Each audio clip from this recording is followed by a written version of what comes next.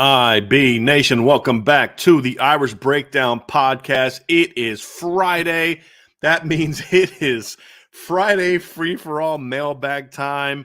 And my wife is giving me the snake eye right now because I kept being too needy, asking to have her make me some tea because she made me some tea for the show today.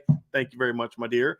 And it's Friday free-for-all mailbag, everybody. That means today is the day that I don't decide what we talk about.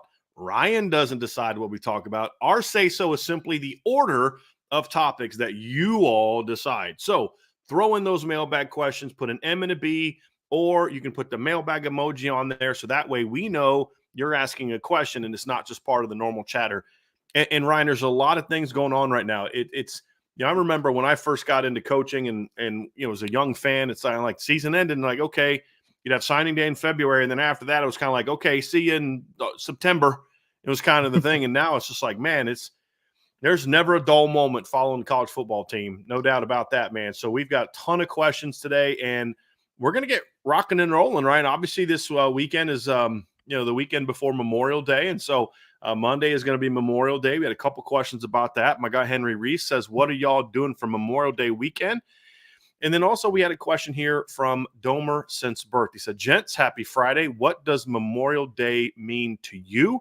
How do you celebrate, honor the day? Cheers. So, Mr. Roberts, why don't you kick things off and talk about do you guys have anything planned for the weekend or for the day on Monday?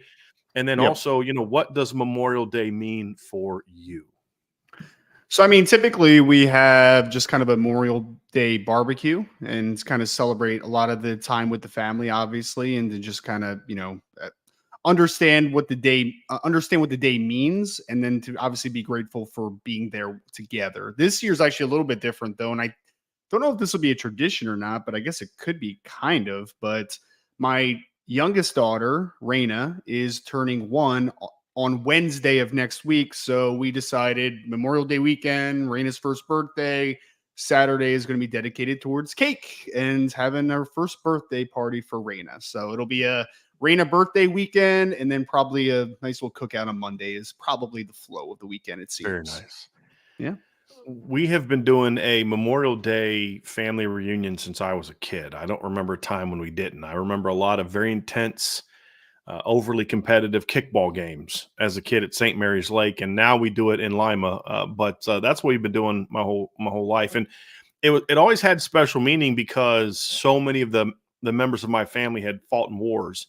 And so we would always honor not them, because Memorial Day is Veterans Day is for honoring those that are with us. But Memorial Day was always a really somber time because, they would be thinking about their fallen brothers, like my grandfather fought in World War II. He was part of the Battle of the Bulge. And, Memorial Day was always a day when he would remember that. And then my grandma would always go lay wreaths at the graves of her brothers and family members, especially those who had passed and fought in wars. So, that's kind of what you think about, I'm a history buff, Ryan. And so I always think about just the different battles that I've studied and the men and women who went across the world to fight in our stead, to defend our freedoms and gave the ultimate sacrifice. Cause that's what Memorial Day is really about. It's about remembering those that lost their lives, in war. And then also those who maybe didn't lose their lives during battle, but have since passed. And we honor those fallen soldiers. And, look, we have a lot of things wrong with our country right now and have at different times in the past. But at the heart of it is that right there is that there's always been a time we could debate, like, should the leadership have sent those troops in to fight those battles? And we can always have those conversations. I wrote one of my senior thesis papers on the Vietnam War, which is one of those. But those guys that do the fighting, those are the ones that are truly are why we got the freedom that we have now and why we still to this day have it.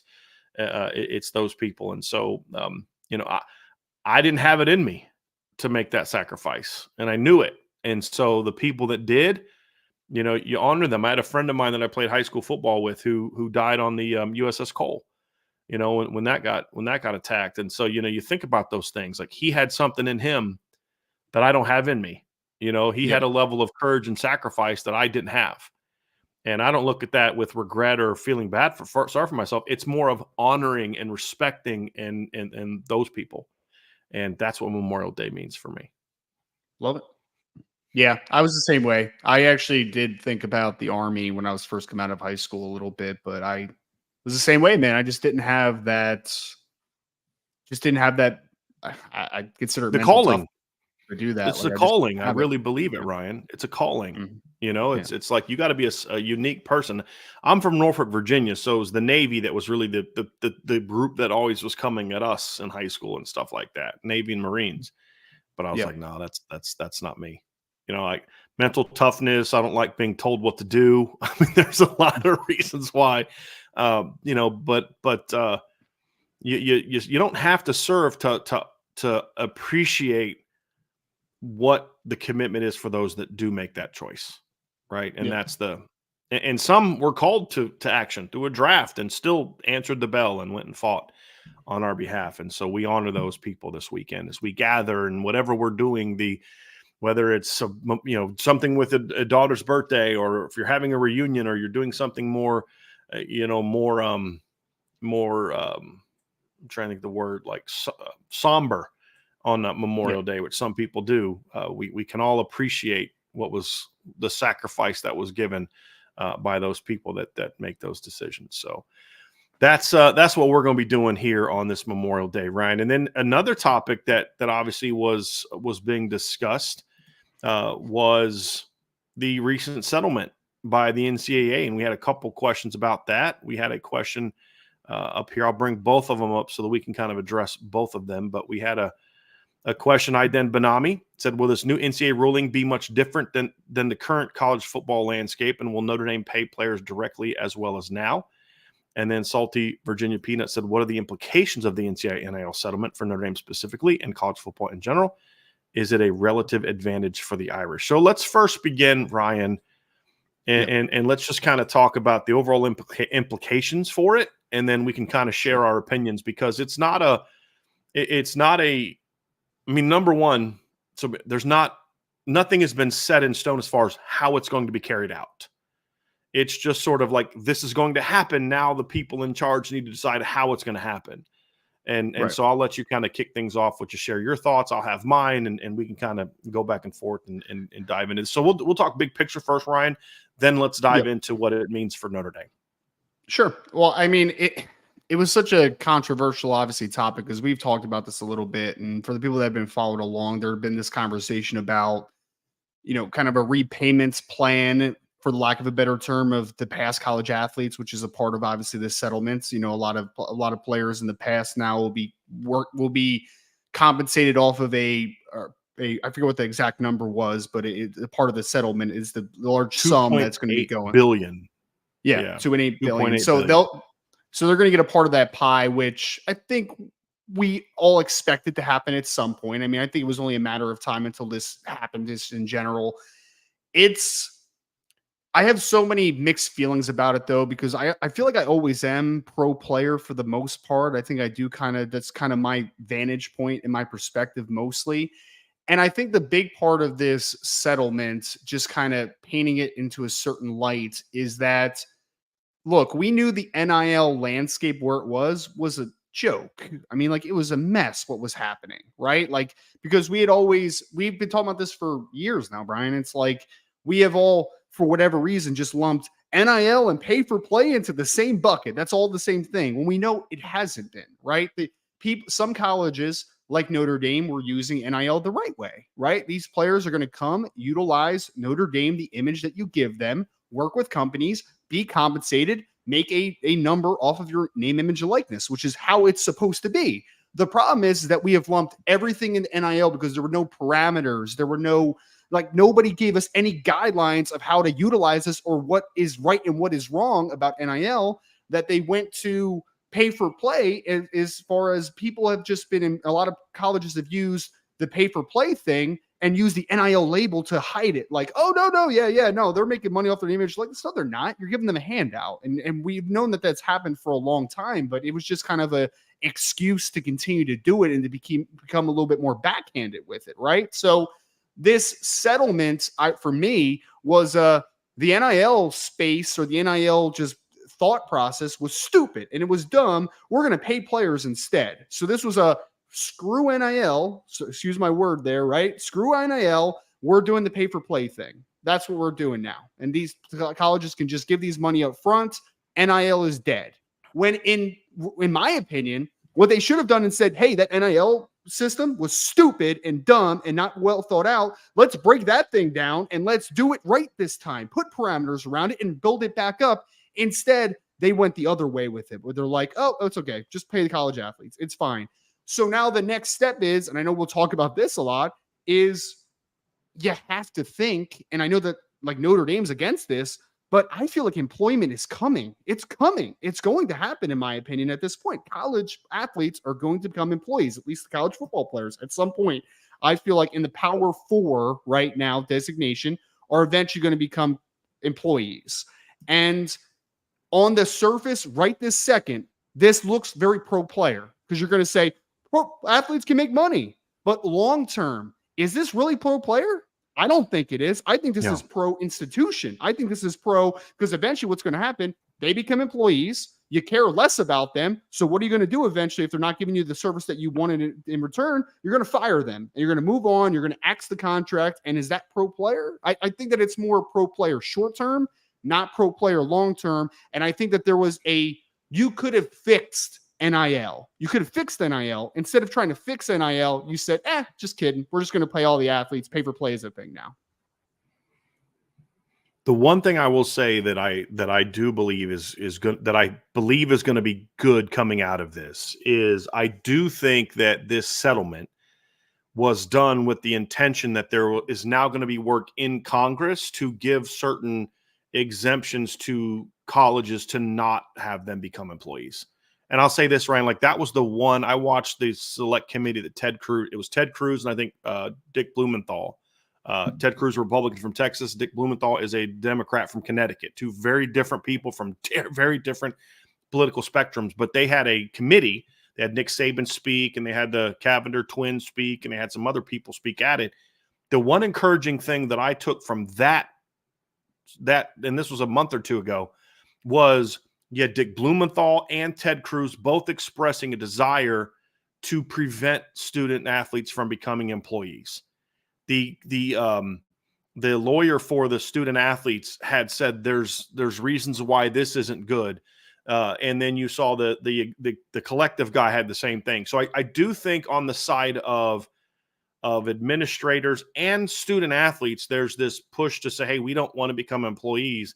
I think some of the employee stuff is coming from, people that are getting swept up into the union stuff, and then they're being convinced by there's lawyers that want them to become employees. There's certain, I think, local politicians that have a desire for them to become employees, because what does that mean? I mean, if you think about it, if you're the mayor of the city of Tuscaloosa, Alabama, and those kids are residents of your city, you're going to make a lot of money. I shouldn't say that because I don't know that the mayor of Tuscaloosa, Alabama believes that. I'm just first thing that popped in my head.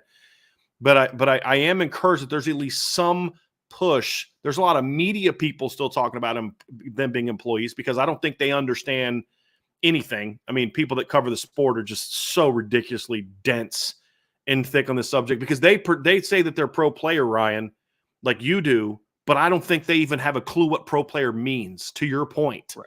Because they all being an employee would be the worst thing possible for student athletes. Now, I have some concerns about this decision, Ryan, because in theory, I think it's a good day in theory, because I do believe there needs to be some sort of, okay, let's have this come to Jesus moment and realize you guys can't keep hoarding this. And this whole, well, we pay for their tuition, which you really don't. We pay for all their gear. We pay for this. We pay for that. That's enough. Not really. But what's going to happen is if this is done right, I think this could be a good thing. And I've said this before, Ryan. What does it mean to be done right? You have the certain amount that every school can pay. You can pay all your players this. You have to pay at least 85 players this. So if you only hand out 70 scholarships because you're trying to skimp on that, that's fine. You take 15 walk-ons that you give this money to, but you have to pay at least 85 people this amount of dollar. this amount of dollars. And then for basketball programs, it can be whatever the case may be. And that's it. Everybody, the star quarterback at Alabama gets the same amount as the third string quarterback in Indiana. And it's just a flat, here you go. This is your guys' fee for being a part of this program. Then allow NIL and set rules for NIL, which is they're talking about is going to be part of the negotiation of the settlement, is going to be setting rules and creating a enforcement arm, whether it be NCAA or something independent of the NCAA, to say that NIL deals have to be true NIL deals. So that was some of the encouraging things that came from it, because if this is every player gets, and I don't know, it's like 20 grand a year or something like that. I'm just throwing a number out there. Then because that's part of the revenue share from the TV revenue. That's what this is all about, right? You guys are signing these billion-dollar deals for television games that these kids are playing, and they deserve some cut. Now, we could debate that maybe they're getting too big of a cut, but they deserve a cut.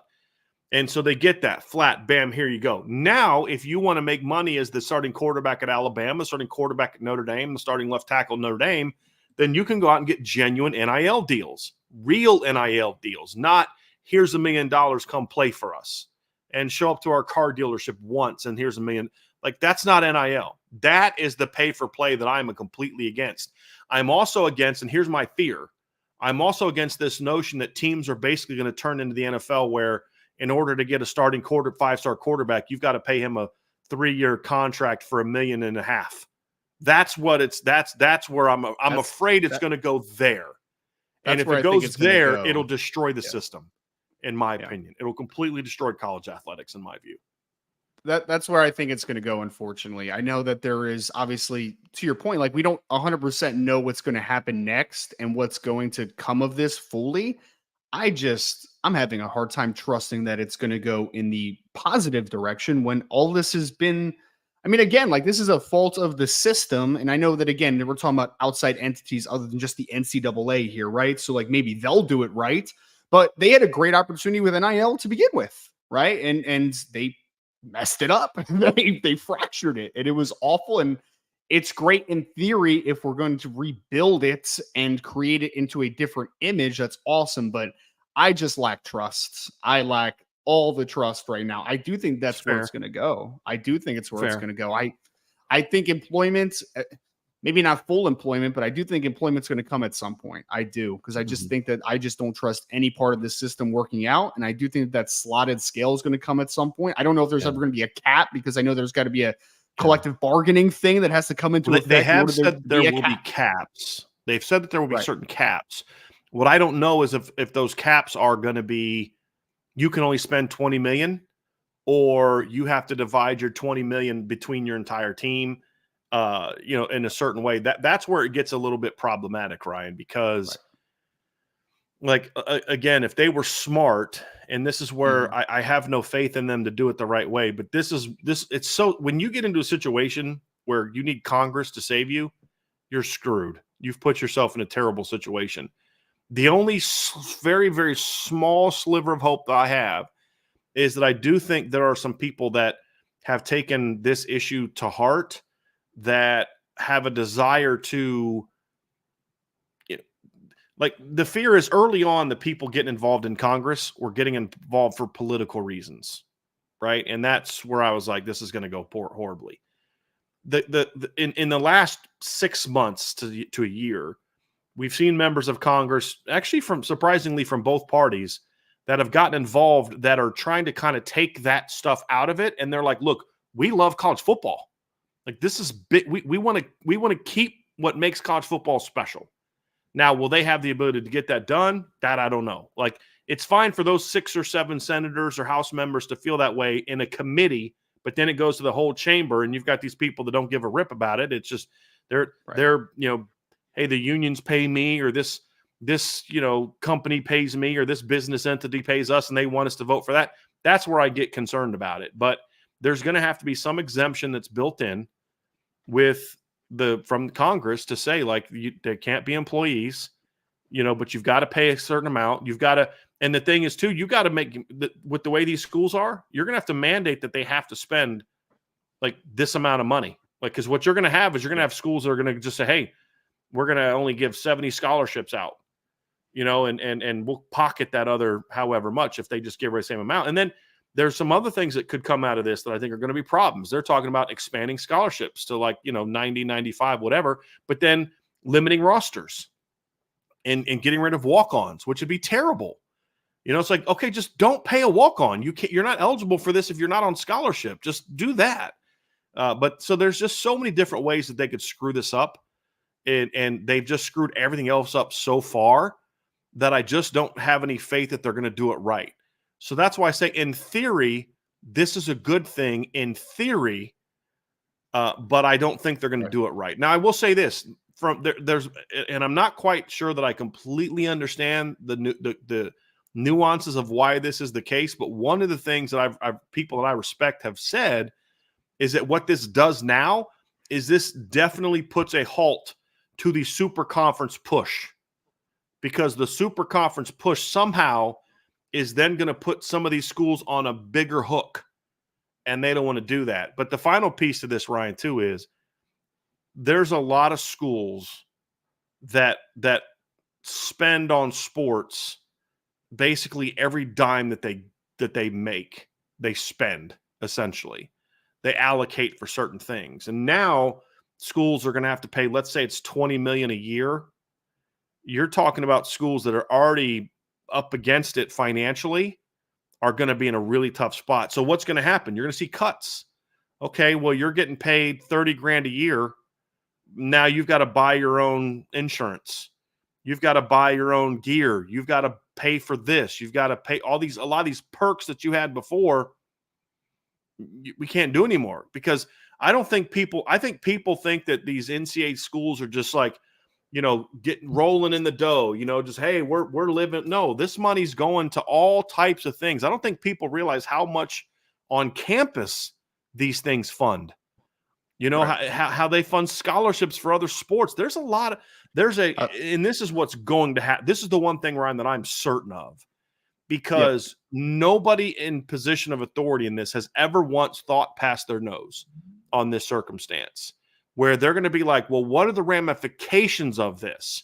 And I don't think they're going to do that. And all of a sudden, these players that are now bitching about not having money and stuff, and rightfully so, they have deserved a cut. They're going to be like, well, why aren't you paying for this anymore? Why aren't you paying for that anymore? Well, we can't pay for it. Guys, we got to now pay $20 million a year. Right? Well, this is a $5 billion entity. Yeah, but it's not $5 billion that's all just going to the colleges. This stuff is going to, this thing pays for this, it pays for that, it pays for that, and so that's something that's going to create there's going to be a huge, it's not going to be a ripple effect, right? It's going to be a tidal wave in different directions, and things are going to get, like if you think about what a tidal wave does, right? And how it's formed, and it's like it's a singular event here. So like it's an earthquake in the ocean, or sometimes it could be like a volcanic eruption in the ocean, and it's a singular event, and then the tidal wave goes woo. And what happens? Things that are just in its path that have nothing to do with it get swept away and destroyed, right? That's what this is going to create, I'm afraid, in a lot of ways. You're going to see a lot of sports getting dropped. You're going to see Title IX, which is already under attack for different reasons, that's going to have there's going to be some lawsuits. I can almost guarantee this. There's going to be lawsuits about, hey, we can't afford Title IX anymore because of this thing. We can't, and it's going to get messy. Very, very messy if they don't do this right. And I just have no faith unfortunately, I have no faith that they are going to do it right. Now, let's talk a little bit before we move on, Ryan, because we have a bunch of questions today, but we did want to spend some time on this. What does this mean for Notre Dame? Well, again, it depends, Ryan, on the direction it goes. If it gets into a situation where it's just going to be, you're basically having to negotiate contracts to sign a player, the 2028 5-star quarterback you want, his asking price is a 3-4 year deal for $2.5 million a year. It's like, okay, Notre Dame's not going to get into that game, nor really should they. I mean, honestly, that's just a ridiculous thing. If it gets down to a situation, and that would hurt Notre Dame, in my opinion. I just don't see them getting into that. If it comes down to a situation where they create the rules, because the push is, they want to try to create some level of equity. And in certain instances, I think equity is a creation of the devil, But in some ways, when applied properly, equity is a good thing. And when it comes to this sort of thing, I'm a fan of equity in that you take whatever you're doing and it should be dispersed to the colleges evenly. And then those colleges need to disperse it in a certain way evenly to their team. So that way you don't get a boost for playing quarterback at Vanderbilt, or Ohio State. You're getting paid the same amount. Your boost is going to come from the NIL stuff that you do outside of this amount. If that's the case, then I think this is huge for Notre Dame. Like, I think that would be a monster for Notre Dame, because now it's like you're going to get the NIL money. They're going to really hammer down on, because part of the conversation is they're going to hammer down on the collectives being outside entities just throwing money at kids. Now they want to bring the collectives in, and then the schools have to set up legitimate NIL opportunities for these students, et cetera, et cetera, et cetera. If that happens, where it's just, here's what everybody's getting paid from the TV revenue, your contract is going to come from NIL stuff. That's where I think Notre Dame could have a huge advantage for them, because it does even the playing field for those institutions that don't want to get involved in having to negotiate with a 16-year-old a contract for him to come play football. It's about the NIL stuff. That's where Notre Dame can be super competitive, because, Ryan, that's where they're competitive right now, is that stuff. And you and I have heard those stories from current players, but hey, I'm doing pretty darn well with NIL stuff at Notre Dame and the opportunities they've presented us. Well, I mean, I was going to say is so, like, obviously that's equality versus equity, right? The equality is everyone gets the same amount, and then the equity is it's gets dispersed depending on your status and what you need and all those things entailed, right? So if there is a baseline of everyone gets this on the top, and then NIL kicks in, and then that takes over as far as your status and your worth and all those types of things, then yes, Notre Dame wins. Like, it's actually huge for Notre Dame, because then it's all about your branding and your status as being a part of a Notre Dame program that is one of the best brands in college football, right? So, like, that matters incredibly well. I agree. If that's the way it goes, Notre Dame wins.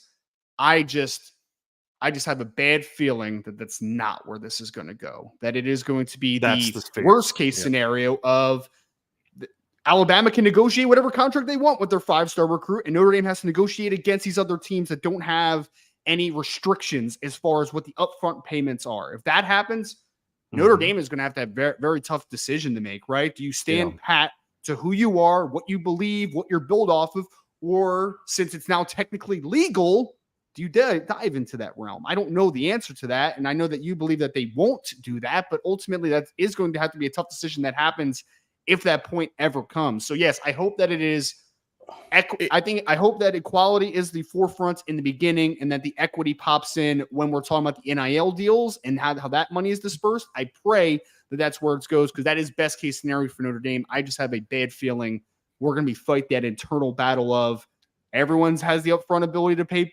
players this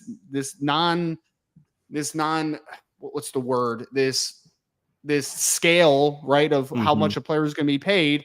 Now you're off a scale and you have to figure it out. And that is where the Wild West is obviously continued to be created. So that's my worst case scenario. And if that happens, that is a very bad situation for Notre Dame, because then you have to figure out what your pitch is too, Brian, because like if it goes worst case scenario to what I'm talking about, then how Notre Dame had an answer for the NIL thing that was happening, which was just actually pay for play and people were hiding it behind NIL.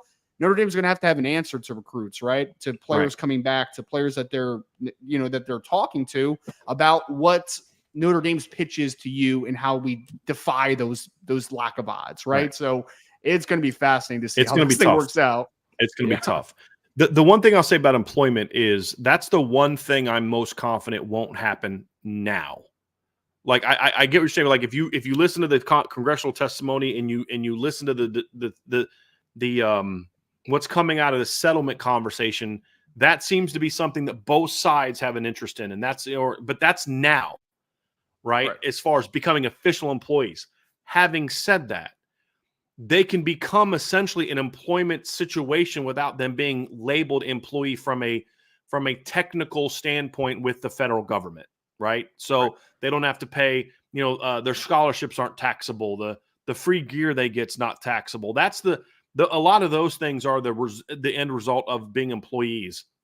But what's going to happen, Ryan, is if it's a situation where everyone has $20 million and you can spend it however you want, that's the same thing It's from a practical standpoint. So even though legally they're not employees, practically they would become such because of the way that I've got to negotiate this amount of money to get this quarterback, and we got a $20 million salary cap, and I got to figure out how to spend this on my football team. It's free agency at that point. Yes, so, essentially. Yeah. So for all intents and purposes, they are employees at that point in time, even though legally they wouldn't be employees. So do you get what I'm saying? Like the difference? Like I think that there is a desire from both sides to have them their status not be that of employees, and all the bad stuff that comes from it.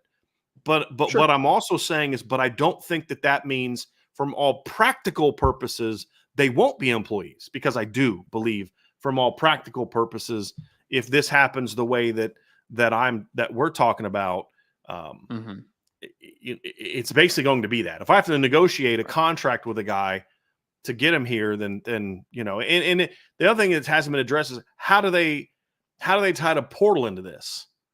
I mean, are these kids basically going to be signing contracts that are going to bind them to the school now? Like, again, you're basically an employee now. And if they don't, if it's just sort of like hey, it's just a flat fee for everybody, then okay, now we've got to figure out how you're going to address the portal. I mean, there's just so much. What happened yesterday is just the beginning.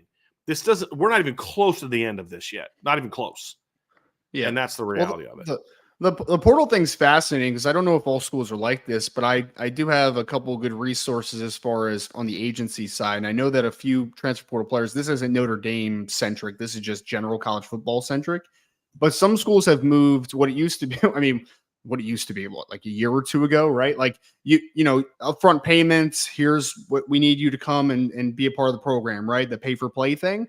They're making it very specific now as far as per month. A lot of schools are doing now, right? So like they're basically saying, we'll give you this X amount per month that you're here, because they know that some of these kids are only going to come for a year, some are going to come for 2 years, and then they can cut it short. So like, I mean, you have to think about it like a kid that's coming here in the summer, they might only be here from the summer until the end of the season. So like playing on a per month basis versus a per year basis is actually better for the team, right? Because you're paying less money in theory. You're just playing per month at that point. So it's going to be fascinating how transfer portal goes. I heard something, or I read something this morning where basically someone said that it probably won't have an effect on the portal immediately, but like the long term is very uncertain as far as how it could affect it. Right? It's going to have to. Yeah.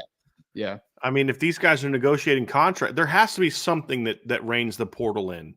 Has to be something. And I just don't know what that's going to be. So that was a good conversation, Ryan. So we were able to get our thoughts out on that and share those opinions. Can I say one more thing? I feel bad because I know that this kind of goes goes behind the scenes a little bit, but man, like we know the struggle that there is for the other athletic programs associated with schools, right? The baseballs, the basketballs, and everything else, out there, and even the lesser sports as far as like the revenue that they bring in and stuff. That 20 to 22 million that they're talking about as far as like a guideline cap type of thing, right?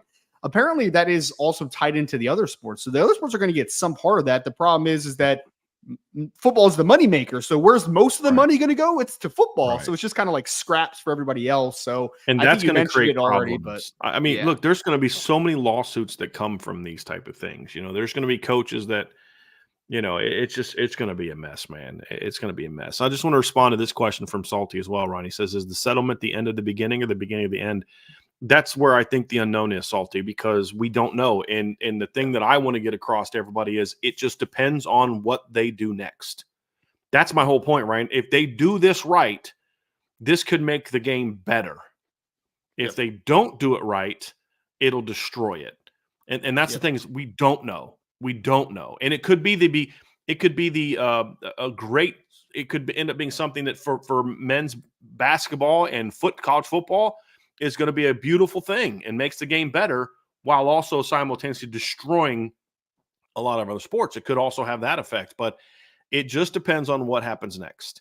That's going to be the key. Whatever happens next is going to determine if this is the beginning of the end or if this is the beginning of something even better than we thought before. I think it's going to be the beginning of something. I think it's going to be the beginning of something, Salty. Is the beginning college of the beginning football as we knew it end. is gone. It's dead. But I would say that's not necessarily a bad thing. Yeah. like once, like what people have to understand is the college football. If you're older, the college football you grew up on in the 60s and 70s has been dead for a long time.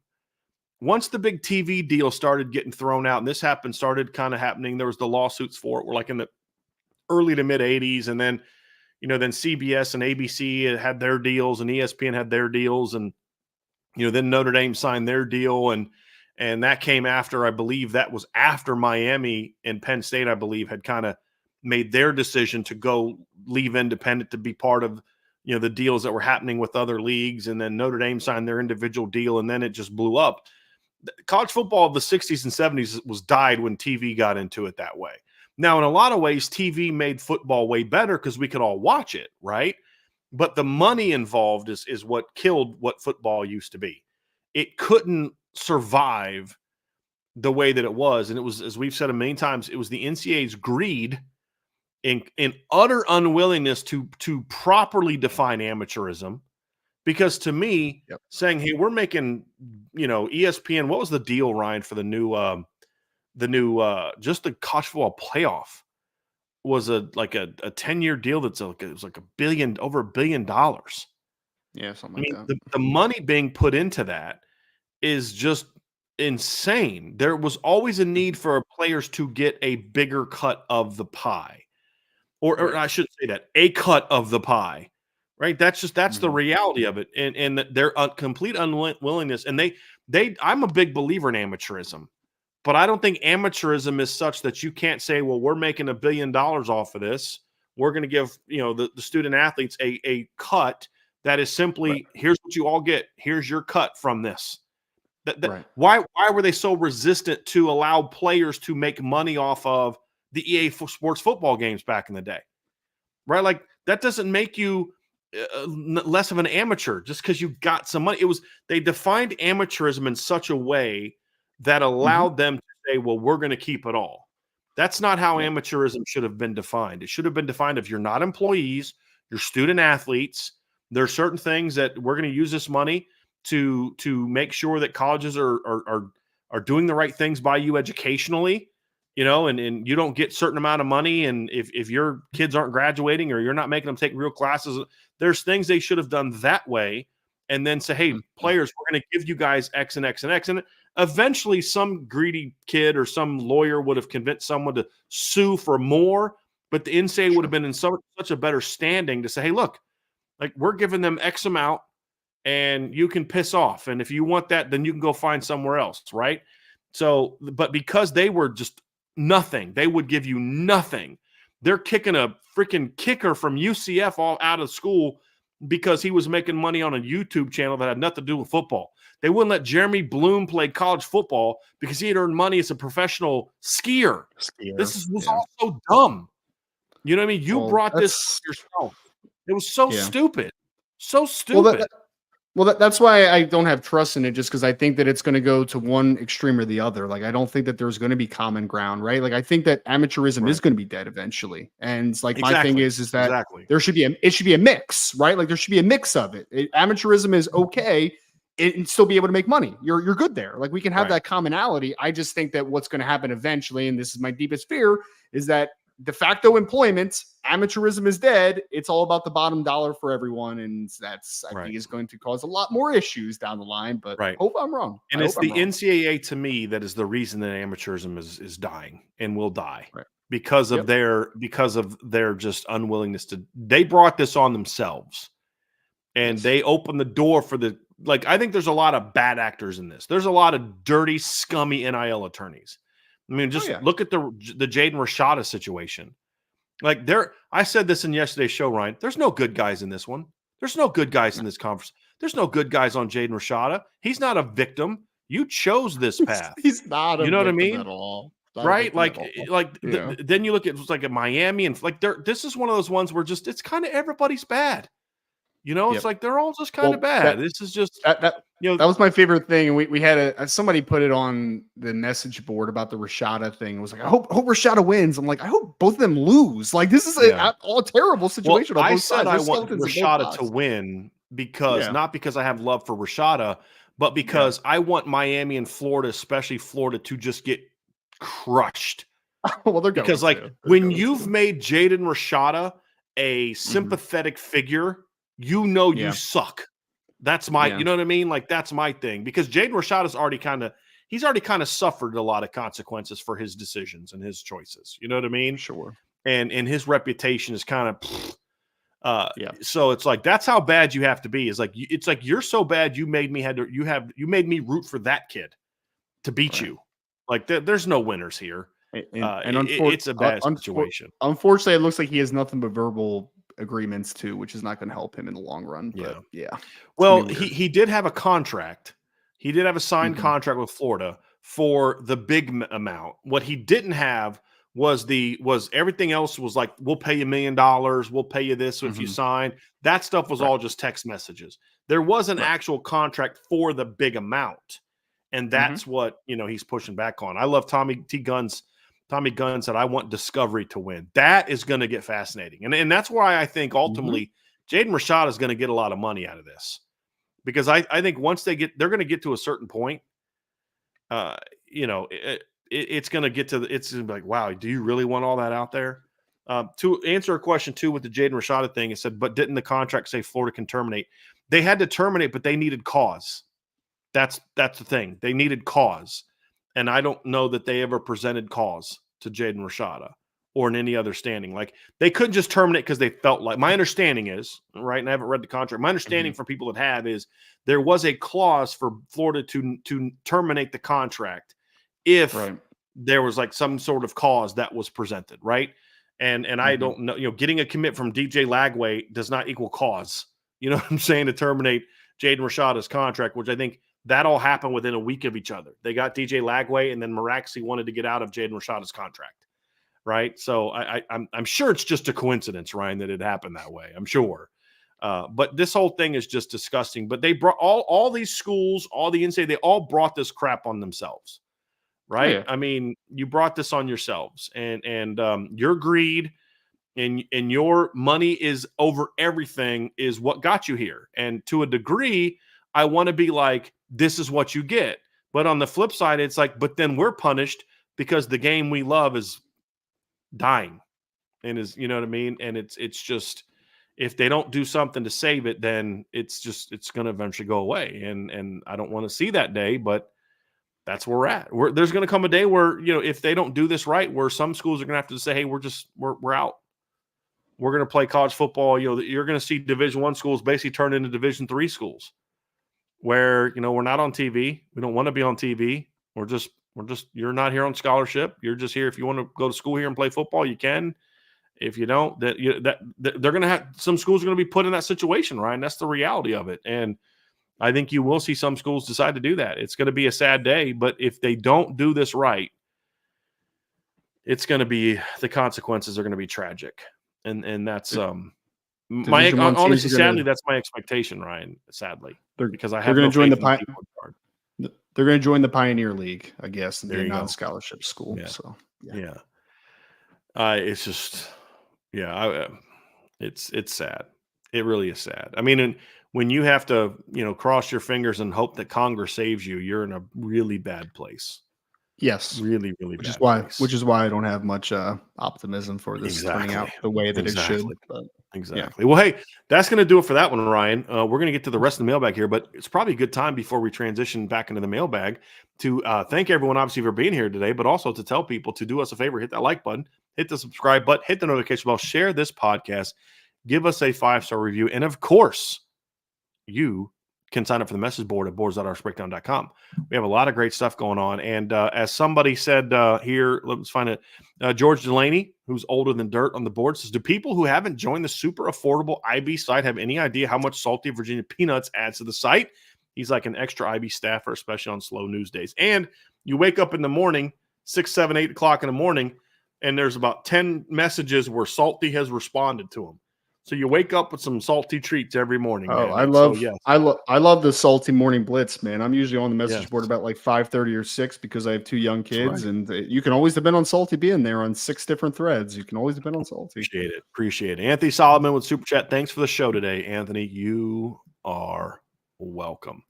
So, Ryan, let's get back up to the top of this. And Iden Banami. We're going to get back to the mailbag now. And get, obviously, for those who don't remember how this works, if you put a super chat in, that gets kicked to the top. So you'll want to do that. If you have something you definitely want to get in, kick that to the top, and we'll get to it. Iden Banami asked, Ryan, who are your guys' favorite 1 or 2 non-Notre Dame college football players this upcoming season? Wow, that's a great question, man. Ooh, I was prepared for like all time because I was going to give you like a Luke Kuechly at Boston College. We're rocking the We 40, all know that right? one. I mean, we know you love yeah, some Luke Kuechly. man. I'm trying to think of. So I love. This is going to pain Notre Dame fans because you're going to see him game 1, but I really like Nick Scourton a lot. That was at Purdue. I think he's a tremendous football player that transferred down to Texas A&M, defensive end. He wore number 5 for Purdue. I don't know what number he'll be wearing. I've always got a thing for Purdue defensive ends. I don't know why. I think back to like Ryan Kerrigan. I was a big George Karlaftis fan when he was at Purdue as well. So Nick Scourton is one guy that I really like a ton. I'm trying to think of like running back. This is a G5 kid, right? So not as mainstream maybe as some people. Like I'm not going to throw an Ollie Gordon out there or anything, but I love Ashton Gianti out of Boise State, man. He is a tremendous running back, dude. Very good football player. Very good football player. He catches the football well. He's strong. He's physical, low to the ground, really good change of direction, makes dudes look silly in space. So Ashton Gianti, number 2 out of Boise State. And then Nick Scourton, who Notre Dame fans are going to see in game 1 for Texas A&M. He's a very intriguing player. Very intriguing player. I believe didn't Ashton had a huge run against against UNLV in the match or the Mountain West Championship that really broke that game open a lot. But he's a good football player. He was great last year. It was really weird too because he was a decently highly rated kid. He was like a 4-star recruit from Texas and playing at Boise, Idaho. And I really liked him a lot, especially because he was getting money thrown at him to like enter the portal and come to their teams. And he was like, "No, I'm staying at Boise, man. I'm staying at Boise. I respect his that." quarterback left. Yeah, I respect kids like that. Taylon Green, no doubt. Taylon Green at Arkansas now. Yeah. And I was kind of like, I probably would have kept KJ Jefferson, to be honest with you, between the two. I mean, yeah, it is what it is. It's at best probably a parallel move. So it is what it is. For me, Ryan, I'm thinking I haven't really thought about like who my favorite players are outside of Notre Dame. There's a lot of guys that I respect. I'll tell you a kid that again, I know Notre Dame fans aren't going to like this, but I love watching this kid play. He's the kid from Michigan, Mason Graham. Oh, he's a really fun kid to watch. Like he's got that high motor, just plays his butt off. He just plays hard and he's a really good player. Riley Leonard was kid too.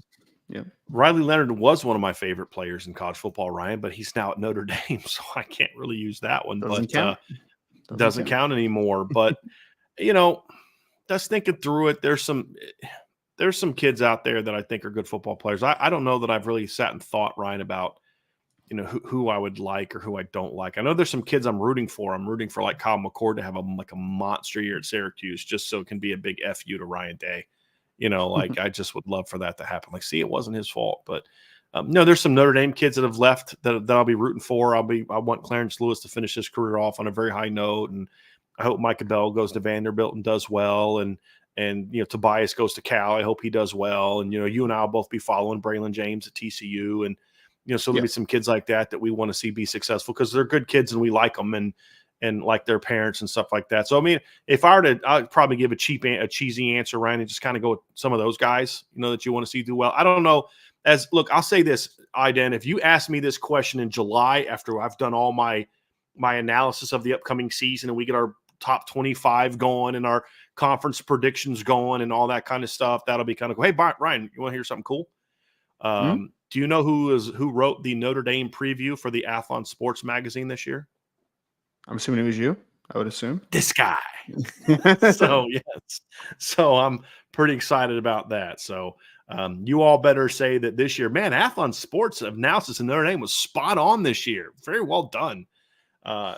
So I will never criticize Athlon writers for getting depth charts wrong either, because we had to submit those before the spring was even over.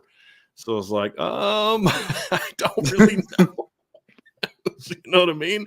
At a couple of these spots, but But that was pretty cool. Excited about that. But once we get to July and I've done all that research, Ryan, I'll have a Yep. much better sense of, oh yeah, that guy's there, or that, because the other part of it too is I don't know who's one of your favorite. I really like that Penny Boone kid at Toledo. Yeah.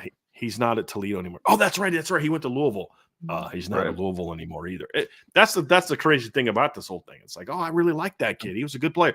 I really like that wide receiver from South Alabama they had last year. He's a good sleeper. Oh, he's at Louisville now. Colin Lacey.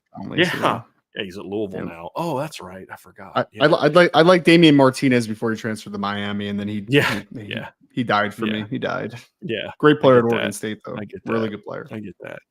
Yeah, Caleb. I'll tell you a kid that I do really like. What Caleb Downs is fun to watch. He's great. I'm looking forward to seeing him in that Ohio State defense. There's a couple dudes coming back at safety in 2024. Him and then Malachi Starks from Georgia is fantastic. So there's a couple good safeties coming back. This kid at Notre Dame named Xavier Watts is pretty good too. We like him as well. But it's going to be a very good, strong safety year. There's no doubt. There's no doubt. Good question, Iden. Really good way to start. Luke Breeding. How has Mike Denbrock grown as a play caller over the years? And what areas has he gotten better? And what are any concerns you may have? Well, I think that for me, just based upon what he did at Notre Dame and then at Cincinnati and then at LSU, I think he's evolved a lot as far as being able to emphasize different position groups offensively and being able to really kind of assimilate to what a roster strength is. Because I think of it like this, Brian, like early on when he was at Notre Dame, obviously, when, in the 2015, he had a really dynamic downfield threat at receiver and he had a really dynamic run game. And obviously offensive line is always a strength at Notre Dame. And then he goes to Cincinnati and it's just a little bit different. He had a couple really good tight ends. He had a dual threat quarterback. It was a little bit of a different dynamic there. And then you go to LSU and you kind of go a little bit away from the tight end position, not as much as he was at Cincinnati, obviously, but now you're a lot more 3-4 wide receiver sets because you got so many different playmakers. You have a dynamic running threat at quarterback as well. So you want to do a lot of spread stuff, right? So I think for me, and we've talked about this before, I really think that Mike Denbrock is a person that is smart enough to know, and this is a key thing for a lot of coaches out there and a lot of analysts as well, what are we good at? What are we not good at? And really dive into the strength of the roster, right? Don't force 12 personnel if you don't have a second tight end that you can trust consistently on a snap-to-snap basis. Don't go 11 personnel if there's not a third wide receiver that you trust to be able to be a legitimate playmaker, a legitimate a guy that can create things for himself and can manipulate space and that can be a productive football player. So I think for him, don't be a pure drop back team when you've got a quarterback that can run, right? I mean, exactly. You can go on and on. I think he's been adaptive as a play caller over the years, which I think is why I'm very optimistic about what he can do at Notre Dame, because I think whether it's a wide receiver heavy driven offense, a tight end driven offense, a running back driven offense, whatever the offense is driven at from a year to year perspective, I think he will highlight that position. So I think the adaptiveness is one thing that I love about Mike Denbrock. I talked a lot about that yesterday, Ryan, and had a really good discussion during the tight end section and then part 2 of the show where you look at the tight end was almost not used at all at Notre Dame under Mike Denbrock, like hardly at all. Why? Well, I went through and read the tight end depth chart, and I'm like, when you've got Will Fuller and CJ Prosise and Chris Brown and Amir Carlisle and Corey Robinson and Torrey Hunter Jr., and your number 2 tight end is Nick Wisher and your number 1 tight end is a true freshman and now is a Mac, why are you going to throw to the tight end the way you did when you had Tyler Eifert, right? Or when you eventually got Michael Mayer. And then you go to, you had I think it was year 2 is when they started to really break out with tight end production in Cincinnati with Josiah Deguara, who's a good football player. I could be saying his last name incorrectly, but I think that's close. I think to it's what Deguara, but it's close enough. Yeah. But you had a good player there. And then even with a really good receiving core at Cincinnati in 2021, they still threw a lot to the tight ends. Why? Because they had 2 NFL caliber tight ends in Leonard Taylor and Josh Wiley. So he has been great at adapting. And that's to me, the strength of Mike Denbrock is when you go back and watch his early Notre Dame teams. Here's something where he's grown a lot. A lot of his early Notre Dame teams, Ryan, he was a very good play caller from a scheme standpoint. But what I wasn't a big fan of at Notre Dame back then was I didn't think they did enough with movement and alignments to manipulate the defense. They would just kind of line up, and their motions would be like, they would do something like, I remember a really good motion that they did first play of the game against USC in 2015. They lined up, 3-by-1, had Will, I think it was 3-by-1, had Will Fuller backside, motioned the slot across Amir Carlisle, and the way that they did that, they got the safety to roll down so they could get Will Fuller in a one-on-one against Adoree Jackson. They ran a double post, hit Will Fuller over the top for a 75-yard touchdown. Right, like you'd see some stuff like that, but there wasn't nearly as much. Like you see him at LSU, Ryan, last couple of years, and at Cincinnati, they would use bunch formations really effectively. They would use quick motions to something as simple as quickly having your outside receiver go from one, quickly do a slot, a quick motion with him zipping inside, and he's now inside in the slot. That can affect the defense quickly and in a hurry to where you can create some disadvantage, and then do that, and then do a post snap switch out of that, which they'll do. Moving personnel around.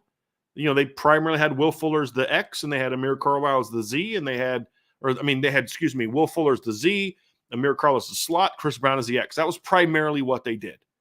Well, you watch them at LSU, and you never know where Malik Neighbors is going to be. You never know where Brian Thomas is going to be. So I think his evolution in a lot of those ways has been big too. And we saw that at Cincinnati. One play it's Leonard Taylor running this certain route in the slot, and the next play it's Tyler Scott running that same concept. And the next play, they're doing a post-snap switch where you're getting Alec Pierce now working inside up against a linebacker up the seam. I think those are areas where he's evolved a lot, Ryan, is not so much, hey, he's running completely these crazy different plays than what we've ever seen. It's more so how they get them, like they run slot fade. Everybody runs slot fade. But they do it so many different ways with so many different personnel groups and use every single – I've seen touchdown passes to – Lacey from the slot. I've seen Brian Thomas catch slot fades for touchdowns. I've seen Malik Neighbors, and I saw Chris Hilton catch one out of the slot last on the slot fade. And I think that's really where the one thing about Notre Dame 2015, you kind of always knew where Will Fuller was going to be. Just couldn't do anything about it. There's nothing you could do about it. Now you look to what he did with Malik Neighbors, you're like, you never knew where Malik was going to be. That's a nightmare to game plan for.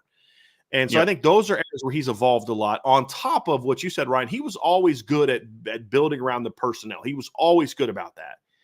I think those are areas where I think he's evolved is how to manipulate the defense is an area I've seen the most growth from Mike Denbrock to where he's now really good at it, but he doesn't get crazy with it. You know what I mean? There's not all this insane stuff. It's like it may not even seem like that big of a deal of emotion to you. Mm-hmm. But, and I talked about, you saw the breakdown I did on the board, Ryan, just something as simple as, they're going in a 2-minute drill against Notre Dame, and they see Kyle Hamilton come down in the slot trying to cover Tyler Scott. Tyler Scott smokes Kyle Hamilton. So what do they do up at Cincinnati? They see that. They come right back to it on the very next play and get in a 3-by-1 to guarantee that Kyle's going to be down over top, because that was going to force Notre Dame to go to a 3-by-1, or a three deep coverage, which they knew they could then get a matchup on, or a single high coverage, either cover 3 or cover 1, which was going to get them two perimeter matchups they liked, and getting Kyle Hamilton locked up against Tyler Scott. They went right back to it. And those are things that you look at and say, man, boy, this is a guy that understands matchups and manipulating the defense and things like that at a very high level. And it's not that he was bad at it in Notre Dame by any stretch. He was solid at it. It just was kind of like, this is who we are. We're going to come at you, and this is what we do. Now we're going to come at you. This is what we do, but we're going to do it a lot of different ways. And I'm a big fan of that. So concerns that you have. Okay, how is he going to be in a national championship game? You know what I mean? Like that's it. How's he going to be on that stage where he's in the college football semifinal or he's in the championship game? We've only seen him in one of those instances, and his team scored 6 points. Now, they were severely outmanned in that game. And I think if Desmond Ridder plays better, they have more points. They still lose. But, how's he going to do in those situations? And that's just because we just don't know. I'm optimistic about it, but we just don't know. Yep. And that would be my thing. Any concerns that you may have, Ryan, when it comes to Mike Denbrock and what he can do?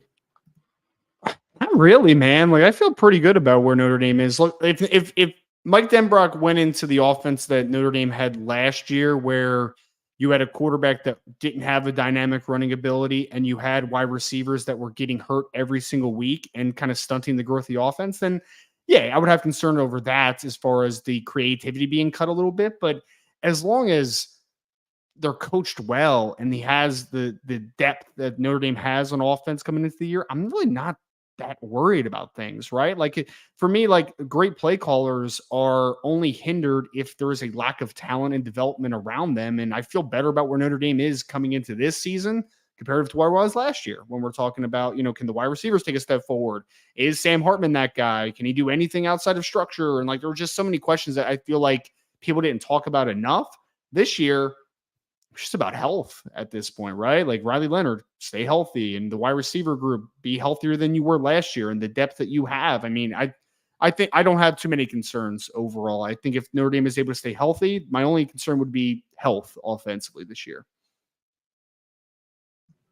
Good stuff. Let's go back down here, Ryan. I want to try to mix it up a little bit. Benjamin Carchi, what position battles are you going to be paying the closest attention to in fall camp, Ryan? So let's pick the battle or two that you like that you're going to be paying the closest attention to on both sides of the ball. So you can pick one or two on both sides of the ball. What would those be? And you can take it from any angle, intrigue, what's going to have the biggest impact. You can take it whichever angle you want to take it. Well, I think there's a couple spots on the offensive side of the ball, specifically on the offensive line. I mean, we could talk about right tackle, we'd be talking about left guard. Mine's guard right now, just because I think that it's a very interesting. Well, I'll say it like this. I feel better about there being competition at guard as far as having two guys that are legitimately going to battle out and are going to test themselves every day, because we've talked a lot about Pat Coogan, although maybe not the greatest talent of all time. The kid's going to work his butt off, and you know that he's going to put his best step forward there. And then you have Rocco Spindler, who ended off spring on a very positive note. So I'm very interested to see who is the guard opposite of Billy Schrouth, who is the guard next to Ashton Craig and next to Charles Jagasaw. I really want to see who the left guard is. On defense, it's the safety opposite Xavier Watts, because I left the spring feeling very good about the steps that Adon Schuler took, that Luke Talich took. Like you started to see some really good stuff from the young guys. But there's a veteran coming in who's played a lot of football named Rod Hurd that's here now or is going to be here very soon in the summer. So does the veteran win out? Does the young gun like Adon Schuler win out to be the starter, and then the other guy just kind of becomes more of a rotational piece on the back end? I'm very interested to see who wins that safety spot, or if it's a platoon role. I don't exactly know what to expect at safety opposite of Xavier Watts, but I'm very interested to see if the veteranship wins out, or the athleticism, maybe upside, wins out in that group. I think the good thing about Adon's breakout this spring is that it means they're going to have a good rotation, because they want to use at least three safeties. And from the people I've talked to, they'd ideally like to be sort of in a four-man situation, especially now that they transition to you've got to win 16 games to win a title.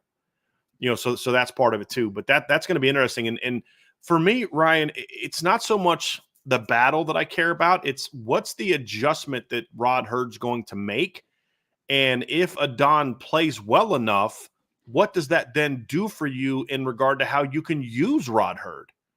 Are there some things where maybe you do put him back in sort of a nickel type of spot? Or do you do a rotation where Rod plays both safety spots, or right? There's like a flex type of guy. Yeah, like exactly. Yeah. But you can't do that if Adon doesn't continue his growth that we saw. Like Adon made growth in the spring, but there's still another step he needs to take. So which would make it sort of a battle. I'm curious to see what happens at the field corner position.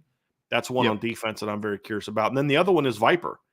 And it's not so much the starting Viper, because I anticipate that being Jordan Patelho, but can Boubacar Traore pass up Junior Tuihalamaka?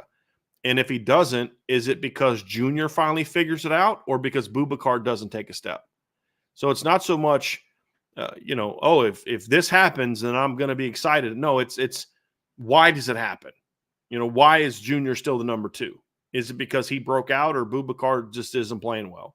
Why does Boubacar become, can he become number two?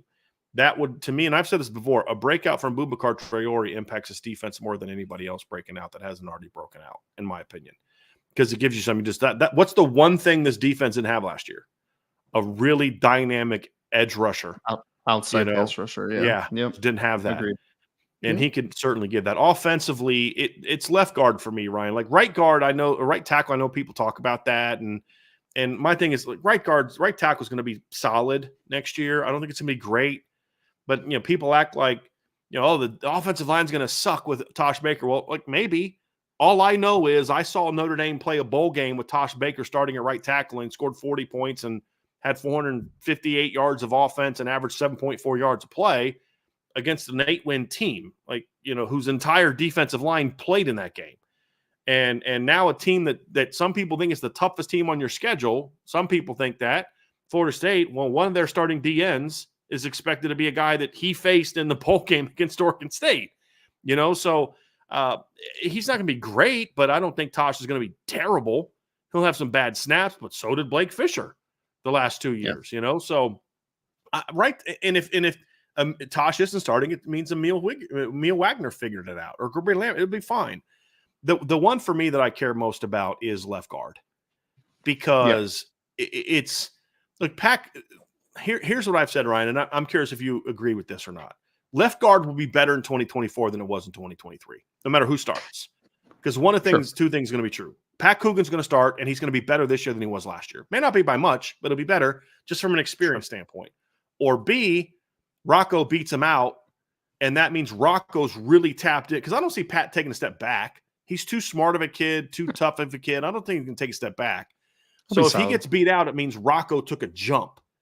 And that's what gives Notre Dame their best chance at having a truly dominant line, is Rocco figures it out, because then you've got a 330-pound left tackle, a 325-plus pound left guard, and now you have a side where you say it's 3rd and 1. I don't care that we're coming here. We're coming here. And that's where and then you'd kind of have your quick guys up the middle, and Billy and Astron, and you could have the makings of a really good interior, like a really dominant interior, if the light goes on for Rocco. Because Ryan, we saw glimpses of it last year. It just was way too inconsistent. I mean, he had some snaps that were like, oh, it was really bad. But I would argue, outside of Joe Alt, the most dominant blocks I saw all season were a couple from Blake and several from Rocco. Like, those were the guys that had the most dominant one-on-one blocks or drive blocks last year. Well, I've had access to a site that I don't think I'm allowed to disclose on the air, so I won't say what site it is, but it kind of shows you impact in run blocking as far as where is the yardage being gained the most, in what gaps and behind what linemen. And at least on that scale, Rocco Spindler was the best run blocker on the team last year for what he was able to do in the run game. Now, for grain of salt, that doesn't show everything, right? Like, what was the pass blocking? What was the consistency from a snap-to-snap perspective?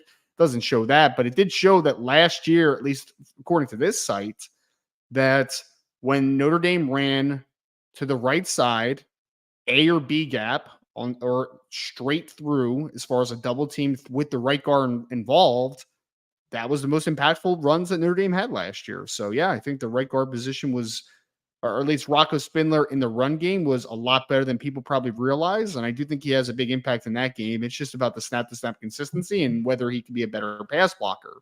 And his bad snaps were bad, Ryan. Like, that's the thing, is like his bad snaps were like him just falling down and not getting hit because he had to, you know what I mean? It's just, but you forget that, like that, but that's kind of the life of an offensive lineman.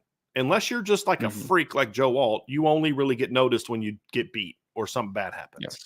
Yes. They'll ignore the fact that you dominated like the 10 previous snaps. But remember that one snap he fell down? That one snap he got whooped. And that's a natural thing. Like, there's a lot of people that thought Tosh Baker played really bad in the spring game, and Jagasol played really bad in the spring game. Why? Because they had 2 or 3 really bad snaps. But if you actually break it down on a play-by-play basis, you're like, they actually played solid football during that game. Yeah. Joe Otting had a really bad snap against Sean Sevillano, just crushed him. That's probably the only time anyone noticed Joe Otting all game. But when you break the game down, you realize outside of that one play, Joe was pretty good in the spring game, and that's just the life of it. But yes, Rocco had some really good moments last year in the spring game, no doubt. The other one for me, Ryan, is the boundary receiver. That's the other one. Who steps up and becomes that guy to seize his hold of that position is going to be very, very impactful. My guy, Jarrett Grace, who I believe, I'm curious, do we now have to call you Dr. Grace? Because Jarrett just graduated medical school. So congratulations. Congratulations. Yes. So congratulations on that. And Jarrett says, I apologize if I've already asked. It hasn't been. But Sean Stiers, during an interview with Carter Carrells, it was mentioned that Notre Dame considered Gray Shirt prep school with J.D. Bertrand and Maris Leafout. Is there any merit to that? Yes, there is. So what happened is Notre Dame got on both of those guys. J.D. was originally committed to Georgia, and then Notre Dame kind of got on him a little bit later, and they got on Marist late in the process as well. But they were really tight on numbers. And so they wanted both guys. And so what they had talked to both of them about is, if we don't have room, would you be willing to come and do a gray shirt for a year, and then we'll put you on scholarship in year 2 when there's some graduations and some things free up. So there was conversation about that. Now, the way it played out is the scholarships came open by the time they got to the spring, before they were even enrolled. And so they were both put on scholarship immediately. But it was because they, at the time that they were recruiting them and got them signed during a lot of their, and I think by the time they got to signing day, they were good. At least JD's was. I'm not sure about Maris, but by the time they got to signing day, they knew they were, okay, we know who's leaving. We had some guys transfer out, and we didn't land a couple other commitments that they wanted to land, that kind of thing. And so both kids ended up going on scholarship. But that was part of the recruiting process. And Notre Dame was honest with them. I will give them that. They were honest, like, hey, guys, we love you guys. You'll eventually be on scholarship, but we're just right now, we can't guarantee that we're going to be able to get to under 85 as things currently stand. And they were able to do so. So, yes, that is a true story. And I believe Carter was covering Notre Dame at the time and would have been familiar with that process as well. So, yes, there is truth to that. A funny gray shirt one too. I heard recently a podcast that, or probably a few months ago, Jackson Dart did a podcast, and he was talking about his recruiting process when obviously he ended up at USC. He had a late breakout at corner. I think he was a corner Canyon guy at Utah. And so Jackson Dart apparently grew up a University of Utah fan. He wanted to be a Ute his entire life, but Utah only offered him a gray shirt opportunity. They did not offer him a scholarship. So he ended up going to USC because Utah wanted to do the gray shirt thing. So he wouldn't have been on scholarship. Could you imagine? And look, Jackson Dart has kind of been a slow burn in college, but like he was pretty good last year, man. Could you imagine if Utah had him right now? He'd be maybe a good situation athletically at quarterback. But yeah. No apparently doubt. They wanted him to play. They wanted him to play safety, Utah, in gray shirts. So yeah, apparently his dad played safety at Utah. Apparently Jackson Dart, but yeah, he was like, yeah, I'm not smart. So Not smart. Not smart. Yeah.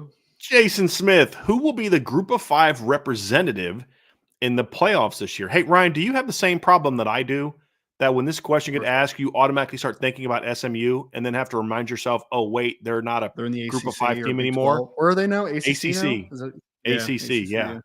That still screws me up. But outside, now that we can't talk about SMU, Ryan, what are your thoughts on who the Group of 5 representative is going to be this year? There's a couple of schools I have in mind. I mean, Liberty's going to still be in the conversation. They have a lot of guys coming back. Yeah, right? Liberty. Memphis is a team I like a lot with Seth Hannigan. I like Seth Hannigan and what Memphis has coming back. Memphis has that FedEx money now too, man. So they're cleaned up in the portal a little bit. So I guess they might be the team. Those two.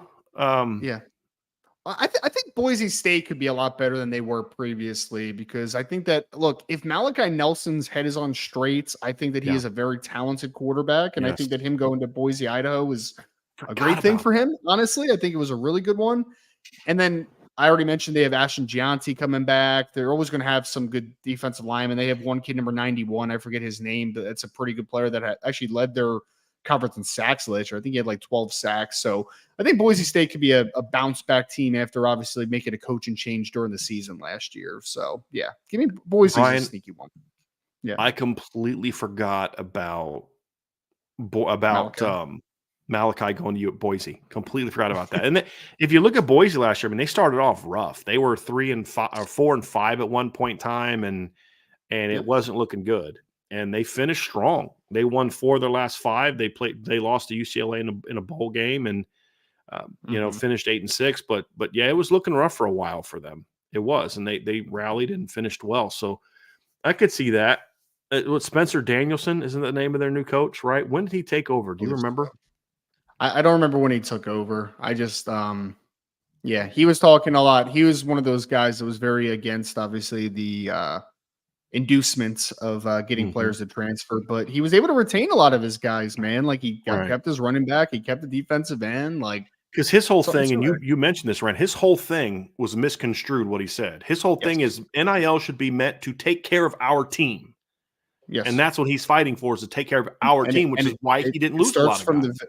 it starts from the veterans and it works its way down to the incoming Right. freshmen. Basically, he's honoring the Right. people that had been there and helped to Right. build. Absolutely. Yep. So they went 3-1 during his stretch. They beat Utah State, Air Force, UNLV, and UCLA. Which that two of those good teams that they beat during that stretch are good football. Were good football teams last year, and they Yep. were all bowl teams because Utah State also went to a bowl team. But Air Force was a good football team last year, 9-4 team, and obviously UNLV they beat in the Mountain West Championship game. So that was a good football team as well. So he did well. We'll I'm see if curious he to can see what keep that going. UNLV is coming back because they did a lot of great things last year, but you have the quarterback's going to be the kid that was starting before Jaden Mayava, right? And now that Jaden Mayava is in USC, I think they're going back to the other kid that they had originally, the Friel kid or whatever his name is. Cameron Friel, I think, is the quarterback now. So we'll see. I mean, They UNLV get that really good offensively, I receiver think coming back too, right, Ryan? Ricky Ricky White. White? Yeah. Yeah. Ricky White's very good. I mean, so they have some guys on paper to be a team that can kind of be sustainable from what they were last year offensively, but we'll see. We'll see. Didn't they keep Brennan Marion as well? Isn't he still Yeah. there? The OC? So the OC. Yeah, Yeah. He did a continuity in great that job at regard, kinda UNLV good thing last year, for him. man. Did a really good job at UNLV. So off the top of my head, Ryan, I like your Boise pick. That's one to consider. I'm gonna go with Memphis and Liberty. I think are the three that I would look at as the biggest because, like UCF's not a Group of 5 team anymore. Cincinnati's not a Group of 5 team anymore. SMU's not a Group of 5 team anymore. So some of SMU would be my those pick. They would have been my pick yeah, if they were still a number 5 team. I think yeah. SMU's got a lot of interesting parts to their team. I like Rhett Lashley as a coach too. I'm kind of curious when he gets a big job, quote unquote, a little bit higher than Yeah. SMU because I think he's done a pretty good job at SMU the last couple of years. I would love it if he just was like, you know what? I kind of like where I'm at. I wish more coaches would do that. Yeah. Gary Patterson did that for a long time, where it's like, look, I kind of like, I'm making good money. I like where I'm at. There's not the same pressure here that there is at other places. He was a funny guy. I remember when he was the OC at Miami and they had those really good 2 years under Derrick King initially, right? And they were awesome. I remember Miami fans, for whatever reason, didn't like Rhett Lashley. And then Rhett Lashley left and their offense just went Yeah. like completely down, Yeah. which is hilarious. Miami fans don't know football. That's the problem. They really don't know football. It's Hey, really they bad. spent a lot this offseason to go 9-3, though. Congratulations. Spend money. They just don't know how to play. They don't know how to evaluate football. There's no doubt. Henry Reese says, what do you think of the James Franklin situation? Ryan, are you aware of what's going on there? Have you read that? I read part of it. I didn't read enough of it, though. But yeah, I saw parts of it. Yeah. Yeah. So let's kind of inform people on what's going on. Basically, he's being accused in big picture of influencing trainer decisions on players, which is Yeah. in today's era is a big no-no. So someone said that he's like what was the coach from Varsity Blues' name? Was it Bud not Kilmer. Kilroy. Bud Bud Kilmer. They're like, oh, Yeah. he was Bud Kilmer in the training room. Like, give him the injection. Yeah. Don't you stick James Vanderbeek with the worst Southern accent. No, James Vanderbeek and Nicolas Cage had the two worst fake Southern accents in movie history. If you remember Nicolas Cage in Con Air. Yes. Yeah. I don't want your life. Oh God, it's just So stop. bad. Please just So stop. bad. Just please don't do that. But yeah, look, this shouldn't surprise anyone. Like, do you guys remember what James Franklin did when he's a Vanderbilt? I mean, that was even worse. You're talking about stuff involving like rape and I mean, just some really bad stuff. This is one of those guys that's like, do whatever you got to do to win kind of guys. I mean, it's just whatever you got to do to get a guys in the field and win. He's not a good guy. I've been saying this for a lot of years, Ryan. Yeah. Well, I'll say this about James Franklin. He's a terrible in-game coach that we've talked about a ton. Pretty good recruiter. He talks well publicly, right? Like he comes off a certain way, but behind the scenes, Presents himself well publicly. He's what we call a farce, guys. He is a farce. Yeah. That's James Franklin. He comes across as this really fun-loving guy and good guy, and he's not at all. Great representation, great symbol, all those types of things. Yeah. He's not. He's not. And honestly, well, I'm just going to stop there. But what happened at Vanderbilt was, to me, something that should be fireable, in my Yeah. opinion. So Well, he's not well a good guy. I quote tweeted the report, man. Just at least he's a good in-game coach. Oh, wait, Yeah, he's not. yeah. And no, I don't think they're trying to Mel Tucker him. I don't. I think there's plenty of things that they could do if they wanted to do that. No, I mean, Yeah. look, they're pretty good. I mean, Penn State's got they were 10-3 last year and have a pretty good team coming back and just invested in some good hires. So no, I don't think they're trying to Mel Tucker him. I think he is that's who he is. Yeah. And like the Mel Tucker thing was just kind of like, you're an idiot. Yeah. And I do think there was a it was lot of kind of things that a bro, what are you doing type of moment. Like, yeah, where I don't know that I buy what he's accused of. I think he did have a relationship that was inappropriate, but I don't know that I buy that it was unwarranted and a lot of that other stuff. I just when I've read things, it just doesn't sound right. But it's just kind of like, dude, you put yourself in that situation. Like there's times in my life where I've gotten in trouble and my dad was like, what happened to you wasn't fair. They shouldn't have handled it that way. But you put yourself in that situation by partaking in X activity. Should the punishment have fit the crime? Not at all. But here's the thing. They wouldn't have been able to do that had you not done that. Right. And that's kind of how I felt about James Mel Tucker. Like, bro, you're an idiot. And you brought that on yourself. Do I think that this happened? No. But not that you brought it on yourself, but you put yourself in a situation where they could do that to you is more of what I'm trying to say. Right. And that's on you. Remember when Michigan State gave him that great contract after one good season? Which we said was dumb. That was always dumb. And, it was bad. Absolutely bad. Chief Brody said it. They wanted him out, and he handed them a reason. 100%. He absolutely did. Yep, 100%. And was He it handed them fair? an No. axe. Was it right? No. Did they screw him over? Yeah. But they can only screw him over because he, as a married man, was seeking out a relationship with someone who was not his spouse. That's on you. I have very little sympathy for people that do that. I don't. Because like my thing is, if you can't be faithful to your wife, how can I trust you with anything? So that's yeah. There's a lot of bad people in this business, man. It really is sad. Terrible people. It really is sad. And people don't care as long as they win football games. That's why you respect Marcus Freeman so much, man, because he's actually a good person. And guys that do it right. And there are some coaches I don't like as coaches, but you're like, I respect that guy because he tries to do it the right way. Like a lot of people don't like Dabo, and I'm like, you know what? Of all the coaches in college football, that's the guy you personally dislike. Okay, I mean, whatever. It's a weird take, but it is what it is. But I honestly think that's why Marcus Freeman doesn't get talked about as much nationally because he's not that controversial. Yeah, right. Right? Like he's a Catholic father of 6 and does the job the right way and makes his kids go to class and conducts himself the right way. I mean, he's far from perfect. But, he's not controversial at all. So let's talk about the coach of a 4-8 team who says and does silly things on Twitter. Sure. That's like, I said this yesterday, Ryan. It's one of my many, many rants. It's one of my biggest issues with the media and the national media and even local media because it's so click-based and ad-based and all this is, anytime some Rashee Rice acts like a fool, we hear all about that. Story after story about it.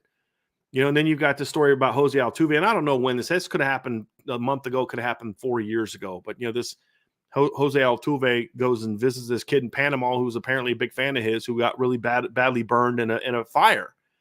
And you're just like, there's so many athletes that do those type of things, right? And I had a friend of mine who played in the NFL for several years. And he's like 90+% of our team were not like the Ryan Leafs and the guys that were out doing the crazy. Most of us we were going home to our wives and our kids and living our lives. And we were professional athletes. He says, but all the media ever wanted to talk about was the guys that were and that's sad. That's on us as people too, because we consume that news, right? They do that because they know that's what we want to hear. You and I could make a lot more money doing this show if we did it a different way and talked about different things. But it's like, I don't want to make money that way. We're not going to make money that way, and I wish we did more of that stuff where we would cover the people that do it right. And the people that don't, we really went at them and say, hey, no, you can't be this way. Like there's a certain head football coach in the SEC that if people knew some of the activities he partook in at previous institutions, you'd be like, that guy should be in jail. Like that's horrible. And, but, people love him. His character, they love him. Great coach. It'd take you 5 minutes of research to realize that's not someone you should be praising for things, so it ain't good. It ain't good. BK's last brain cell. This is the artist based on the profile. This is Audrey Estime Trucking LLC. This is his new handle. BK's last brain cell. That's beautiful. If Notre Dame played a SEC schedule from 21 to 24, what would your projected record be? I need a lot more than that, man. Like, I mean, who are they playing? Are they in the East? Are they in the West? Right, exactly. I need, like, is Vanderbilt on that schedule? Like, I need a little bit more than just that, unfortunately, man. I would love to give you a great answer here, but like, I need to know, like, who are they playing? I mean, if you want to send me a projected schedule from 2023, let's say, and you ask me like, what would their win-loss record be? I can give you an answer there, right? Because I would just go one by one, but Ryan, EA Sports is coming out, so we'll go old school on it. When you join to it, it used to be when you joined the new league, the team, you had to replace somebody. So you take their schedule. So let's say they took Kentucky's schedule or something like that. Like, just broadly speaking, I'd say 21, they're not as good as they were. They don't have an 11-1 record again, playing an SEC schedule. Sure. Most likely. 2022, probably similar. They would have lost in, if they're in the SEC East and they've got to play Georgia and Florida and Tennessee, they're probably not scheduling Ohio State in the non-conference, and they're not, they're not also probably not playing, that game because you already have USC. So, instead of losing to Ohio State, you lose to Georgia, and so you still play, you don't play Clemson. Instead that weekend you play Tennessee. And maybe you beat them because your defense shows out and balls out that week. I mean, who knows? I think that the record in 22 and 23 would have been very similar to what it was. 8-4, 9-3. I think it would have been very similar to what it was those 2 years. I don't think it would have been a whole lot different. I don't think the SEC has been super strong the last couple of years either. Right? They've been very good at the top, but there's been a lot of mediocre beneath it. And you have like a team here, like, Tennessee, if you get Tennessee on your 22 schedule, they're a lot tougher to beat than if you get them on your 23 schedule. So it just depends on that too. Henry Reese, do you think Marcus Freeman gets a contract extension and a pay raise after the football season? Do I think so? He'll be going into year 3, obviously, this year. So, I mean, after the 3rd year, that usually is kind of the sweet spot, right? I mean, typically, if things are rolling in the right direction, I think it's obviously is very dependent on what did you do this season, right? Like if Marcus Freeman goes out and goes 11-1 or 12-0 and wins a playoff game and does all those types of things, do I think he'll get a contract extension? Probably. And I think he should at that point, because that's where it's trending in a very good direction. I think that this is a very important year for Marcus Freeman. I think we've always talked about this. I wouldn't call it a make it or break it year. I would say that this is a big year for him. It really is, because I think you're going to now see where is everything actually going, right? We think that it's going a certain direction. We think that it can be built to a certain way. We think that it can get to a certain level. Year 3, I think, is going to tell a very in-depth story of just how much this Notre Dame program is progressing and how much it can progress. I will say this. Do I think he will? I have no idea because I don't know what they will. But I'll say this. If this team is what I've predicted it will be, and they have the season that they should have, he will and should get a pay raise, because then he starts becoming a hot commodity. And because that is what you said, Ryan. Here's what I've said is, if you want me to tell you what a successful season looks like, it's a playoff berth and a win. It's a playoff berth plus 1 is what I've said. Yeah. Meaning you've got to make it to the playoff, but then win your first round game. Do that, and that's a step forward, and most likely a pay raise, in my opinion. And there's reasons why it would make sense to do that. If he has a successful season, then Pete Bavacqua, who's the new AD, can sort of have this is my showing that I support him the way that Jack Swarbrick did. He's done what we need to do. Let's give him a pay raise type of thing. I think there's always sort of that when you have a new AD, there's that, okay, is he your guy? Is he the other guy? You inherited him kind of thing. And so if Coach Freeman has the kind of year that I think we all believe that he will have, or at least hope that he has, then sure, I'll see that. And I mean, he's making pretty good money. He's making over $6 million right now. Yeah. So he's doing all right. For a first-time head coach, it's really good money, yeah. Who's in his 30s, he's doing all right. Living in northern Indiana, I mean, it's not cheap to live here, but it's definitely not expensive. It's cheap compared to, Ryan, you and I have had some fun conversations comparing housing prices and rent and mortgage rates for where you live compared to where I live. And, he's certainly in a decent place. I mean, he does have 6 kids, so I guess, it does even out a little bit, but yeah. Well, Vince can help him, navigate the waters of cost of living in northern Indiana with a herd. Vince should write a book, man. Parenting by Vince D'Addario. I would love it, man. Yeah. I would read it. I would read that book. Benjamin Carchi says, what teams have the top coaching staffs in college football this season? I think Notre Dame has to be one of them. Your thoughts? So this is, Benjamin, this is going to be something that we'll dive more into in a future topic. It's going to actually be one of our segments over the summer. We're going to break down some of the coaching staffs. But we'll do this here, Ryan. Let's just kind of give a couple maybe that we're high on or maybe some hires that we're high on. I do think Notre Dame is in the conversation for one of the best coaching staffs. I think on paper, you could argue they have the best coordinator staff. It's them and Ohio State. And there's a couple other teams, but they're in the conversation. But the thing is, I want to see them do it at Notre Dame. That's the thing for me is, and that's true for Ohio State as well. I want to see Chip Kelly do it at Ohio State as a coordinator, not a head coach. It's been a long time since Chip Kelly's been a coordinator. You know what I mean? How's he going to handle that? I mean, I think he'll handle it well, but I need to see it, just like I think Mike Denbrock's going to handle his job well. I just want to see it.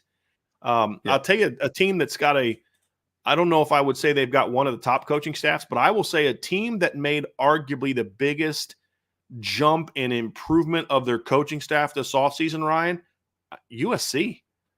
USC made a huge 3 big hires this offseason on defense. You get Doug Belk, who was the D coordinator at Houston, who was a finalist for the Notre Dame D coordinator job when they hired Al Golden. He's your DB coach. You hired Eric Henderson, who comes with a very strong reputation from the Rams. You would know more about him probably than I would. Defensive line coach. And DeAnton Lynn worked miracles with UCLA's defense last year. I'd say miracles like he was taking bad players and turning them into good players, but he inherited a defense that was very poor, had some talent, but was very poor, and turned them into a pretty salty, darn good defense last year at UCLA. And so those were 3 strong hires that I don't know if it's going to work out because I have Lincoln Riley issues with why I think their defense is going to have some problems. But if he lets them kind of influence that defense the way that they should, I think USC had a very strong offseason. Does that mean they've got one of the top overall staffs? I don't know, but they certainly upgraded, and they're a team to kind of keep an eye on as maybe being a much better coach football team this year than they have been in the past. Yeah, I think USC isn't certainly in the conversation for the defensive turnover on that side of the ball. Eric Henderson was actually I watched a video earlier of guys that were just sending a message to Aaron Donald, congratulating him on his career. And Eric Henderson was on there and it seemed like they had a great relationship. So I think he'll do a good job there with guys like Bear Alexander and some talented dudes there, right? Anthony Lucas. We'll see what he's able to do with that USC defensive line just in general. Ohio State on paper is very good. I mean, it is, right? Like, if you're talking about just offensive minds, Chip Kelly's as good as anyone in college football right now. Defensive wise, what Jim Knowles has been able to do with Ohio State, specifically this past year, and probably what he's going to do at year 3 with the consistency, I think that the coordinator positions are big time at Ohio State potentially.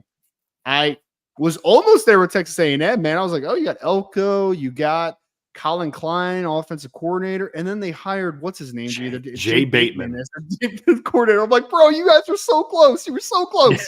And then you hire Jay Bateman. So that was one though where I'm like, yeah, you guys were close, but you're not quite there, right? So that was one that that was a disappointment. So I was like, man, that Texas A&M staff is really good. And then you got Jay Bateman. Okay, cool. Yeah, cool. I don't know about that one. I think Kalen DeBoer put a pretty good staff together at Alabama. I do. He has some good assistants that he kept. Getting Cade Womack to turn down a head coach or to leave a head coaching job to come there and be his D coordinator. That. They had another one of their just assistants, I think, left a head coaching job. to go there. I actually think Kalen DeBoer put together a pretty decent staff. I think the OC, when Ryan Grubb hurt, that hurt them. Like they would certainly be in my group, a list of top, if Ryan Grubbs would have stayed. Mm-hmm. But he still put together a good staff. I'd have to kind of sit there. And there's some really good staffs out there. Like, what Chris Kleiman's put together at Kansas State was really good. Losing Colin Klein hurts that one a little bit. Sure. Lance Leopold had put together a really good staff, and then you lose. It's Kotelnicki. Is that how you say his name, Ryan? How do you say his last name? Kotelnicki. Okay. Yeah. But and that's why I think, Penn State upgraded their staff, in my opinion, on offense at least. But there's still some major questions from some other assistant coaching positions. So, Sure. there's been a lot of turnover. I mean, Michigan clearly had arguably the best coaching staff in college football last year, but that's a completely new staff. So there's been a lot of turnover with some of these staffs, Ryan, where, groups that we would have said a couple of years ago were top groups, they're not together anymore. Georgia's got a pretty good staff, but, again, I want to see how they do the further they get away from Todd Monken. I don't think that can be ignored. Mike Bobo did well last year, but was he riding the coattails of playing a weak schedule with a very talented team and then riding the Todd Monken, what he had built? Can he keep doing that as they get further and further away from Todd Monken? I think there's just a lot of question marks. Teams that had been established as great staffs are not that anymore. And then Ohio State too, Ryan. I think the thing that doesn't get talked about enough is the impact that Chip Kelly's hiring is going to have on Justin Fry. Because I think what Chip Kelly believes in offensively is much more in line with the kind of coach that Justin Fry is. I mean, Justin Fry didn't get to Ohio State by accident. They didn't take a flyer on him. He'd established himself as a really good offensive line coach. I just think his style of we want to be physical and move people did not fit with what Ryan Day wanted to do. He's a finesse guy. Well, Chip Kelly is anything but a finesse guy in how he runs an offense. So I think that, and they've worked together. So if Chip Kelly did not have faith in Justin Fry, he would have either not taken the job at Ohio State, or B, had him replaced in order to take the job. But it's a guy that he worked with. So I think it was a smart move.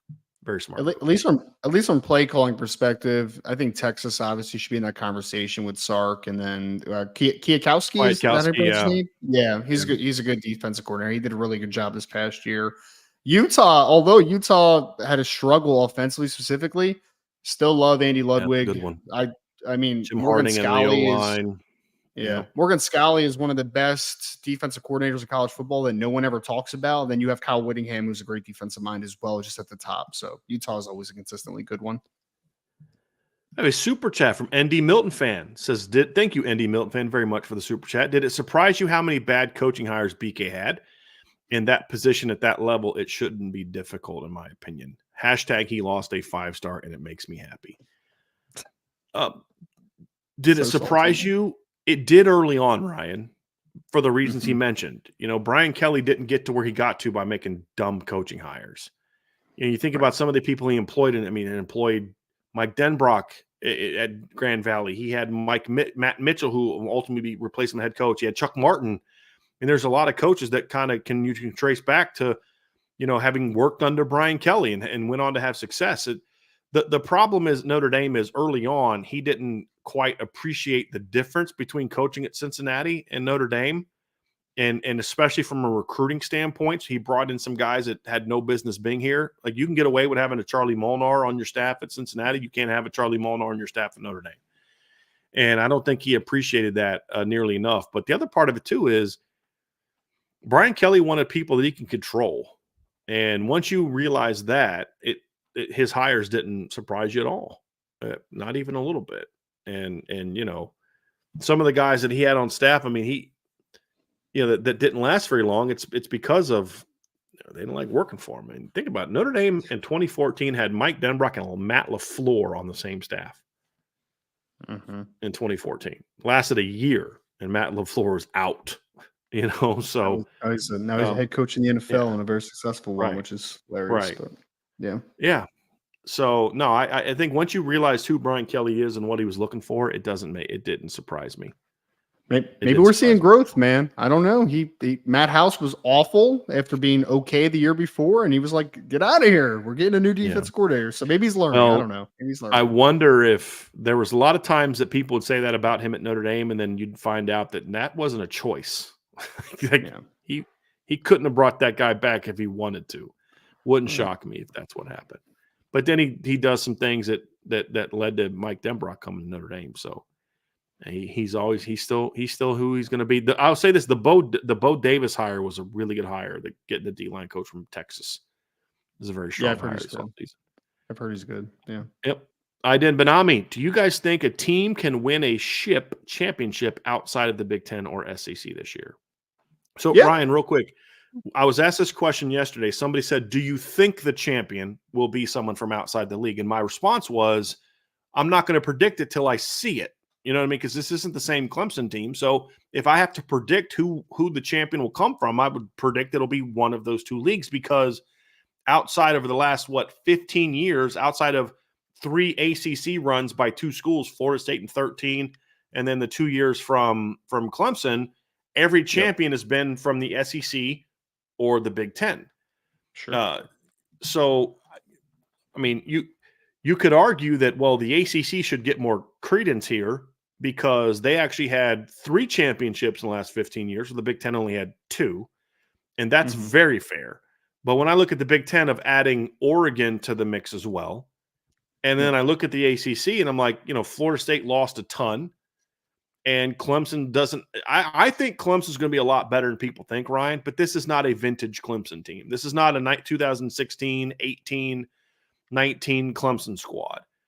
If Florida State brought back most of the talent from last year, I'd be like, no. And if this was a vintage Clemson team, I'd say, hey, ACC deserves to be in there. But it's the combination of those leagues dominating in recent years with the fact that the 2 top teams in the ACC, who I think are going to be good, quite good, top 10 caliber good, do not have, in my opinion, rosters that make me say potential champ. I just don't see that from either roster. And so that's why I say, I would argue the best chance to win a title outside of those 2 leagues for 2024 is Notre Dame. And that's a long way to go for us to be predicting that it's going to happen. So do I think a team can? Yes, I do think they can. Mm-hmm. Absolutely. Like, if all the portal hits for Florida State, if all the portal pickups for Florida State are hits, their schedule sets up for them to have a shot to compete for a championship. They'll have some talent. If Cade Klubnik is the guy next year for Clemson that he was in high school, okay, they may be able to. They got a pretty good deal. I mean, there's some freshmen that it's sure, but it's a lot of ifs. Same thing for Notre Dame, Ryan. If Riley Leonard's this, if that happens, they can win a title. It's a lot of ifs. Mm-hmm. I don't have as many ifs when I look at Georgia. I don't have as many ifs when I look at some of those teams. That's the reality of it. I mean, if I was a betting man, I would not bet against the SEC or Big Ten to win a championship next year, right? But with Iden, but you're asking me if it can happen, and yeah, it can happen. I mean, there's a couple teams that are at least going to be in the conversation, but I wouldn't necessarily, again, if I'm a smart betting man that's going to place a bet on it being someone outside of the Big Ten or the SEC, I wouldn't make that bet, right? I mean, because again, the track record speaks for itself. I look at Georgia on paper and I'm like, it's going to be a really good team this year, potentially. The depth of that team is going to be very, very good. Ohio State has an argument to being one of the best rosters in college football this year. If they are coached well, they could be a team that could be in that conversation. Oregon in now year 3 under Dan Lanning? Do they take a massive step forward? So yeah, when you look at Alabama, it on paper, still has a lot of talent, Ryan.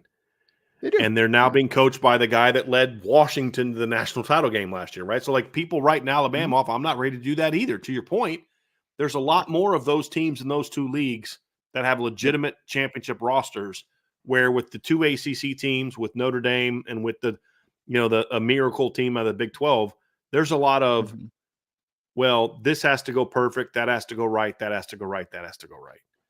And when you're a betting person,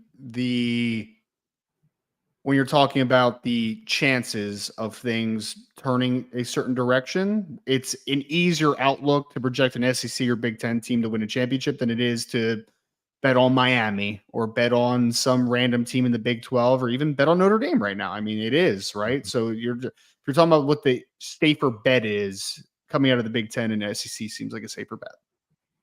Yep. I had a question here, Ryan, from Ballpeen Shillelagh. If you had to move one of the roster quarterbacks to wide receiver a la Avery Davis, who would you move? He wouldn't be in the QB room in this scenario, and he got to get a substantial playing time, second or third string. That's an easy one. Very easy one. And as soon as I say it, Ryan, you're going to be like, yep, it's I know Anthony Rizak. Yeah, Rizak, yeah. You didn't say it had to be a scholarship guy. Yeah. Yes. Well, if I had honestly, to put Anthony Rizak a receiver and have him be on my second or third team, I'm fine with that. I'm fine with that. I wasn't even thinking about Rizak because he's not even on campus yet, obviously, until early in June. But yeah, he would be the easy one because my thought was like the only other guy that could probably legitimately be a good wide receiver, more than likely, at least like an upside wide receiver, is probably Riley Leonard. And I'm not moving Riley Leonard to wide receiver. You know what I mean? So yeah, Rizak would be the easy one. No. Yeah. I cheated a little bit, but yeah, that's the easy one. Yep. Ryan, Carlos Garza asked, what are your all's thoughts on the Jaden Rashada lawsuit? Just real quick. I had spoken a lot about that. Did you want to add anything to that conversation? Because I kind of moved past it before I gave you a chance to speak on it. Did you have any thoughts you wanted to share on that? I think Florida is super slimy, and they did a lot of things behind the scenes that are going to come back to look at least very negatively on them, if not pay a lot of money, more than likely. I think that one thing, though, is I don't want to glorify Jaden Rashada because I'm telling you guys right now, if they do enough digging, there are skeletons in both sides' closets, right? So it's just this was going to happen, though, at some point. If it wasn't with Jaden Rashada, who's obviously the notable one because they was promised over $12 million of an NIL deal or a pay-for-play deal, it was going to happen with someone. So it's just unfortunate circumstances where we are. Florida was backhanded. Florida wasn't honest with a lot of the dealings, obviously, there. Jaden Rashada is going to cry victim. I don't think he's a victim, but I do think that he was lied to, obviously, right? So that's kind of where we are right now. Yep. I want to also speak to something else. Somebody said throwing hands Irish. I thought Liberty was independent. Liberty is independent, but they still fall under. They were. I believe they are now going to a league, however. But even as an independent, they were allowed to get the Group of Five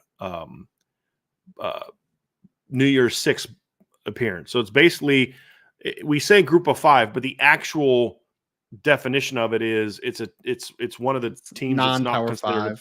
Right. Notre Dame, because of their basketball affiliation with the ACC, is considered a Power Five. That's why Notre Dame doesn't get that Group of Five or that non-Power Five bid because of that. Because Notre Dame's bowl, when Notre Dame's not in the playoff in the past, their bowl alignments have been tied to the ACC. Whereas Liberty, as an independent, had no tie-in, so they would count as one of those non-Power Five teams. So that's why it's a little bit different. And looking forward to this upcoming season, they're in a conference now, correct, Ryan? Didn't they join the league? I think they're in Conference USA. I think, right? I thought they moved to or one Sunbelt? of them. I think it's Conference USA. I could be wrong. I'm going to look it up real quick, but I believe that you are correct, Ryan. I thought that they had moved to a new league.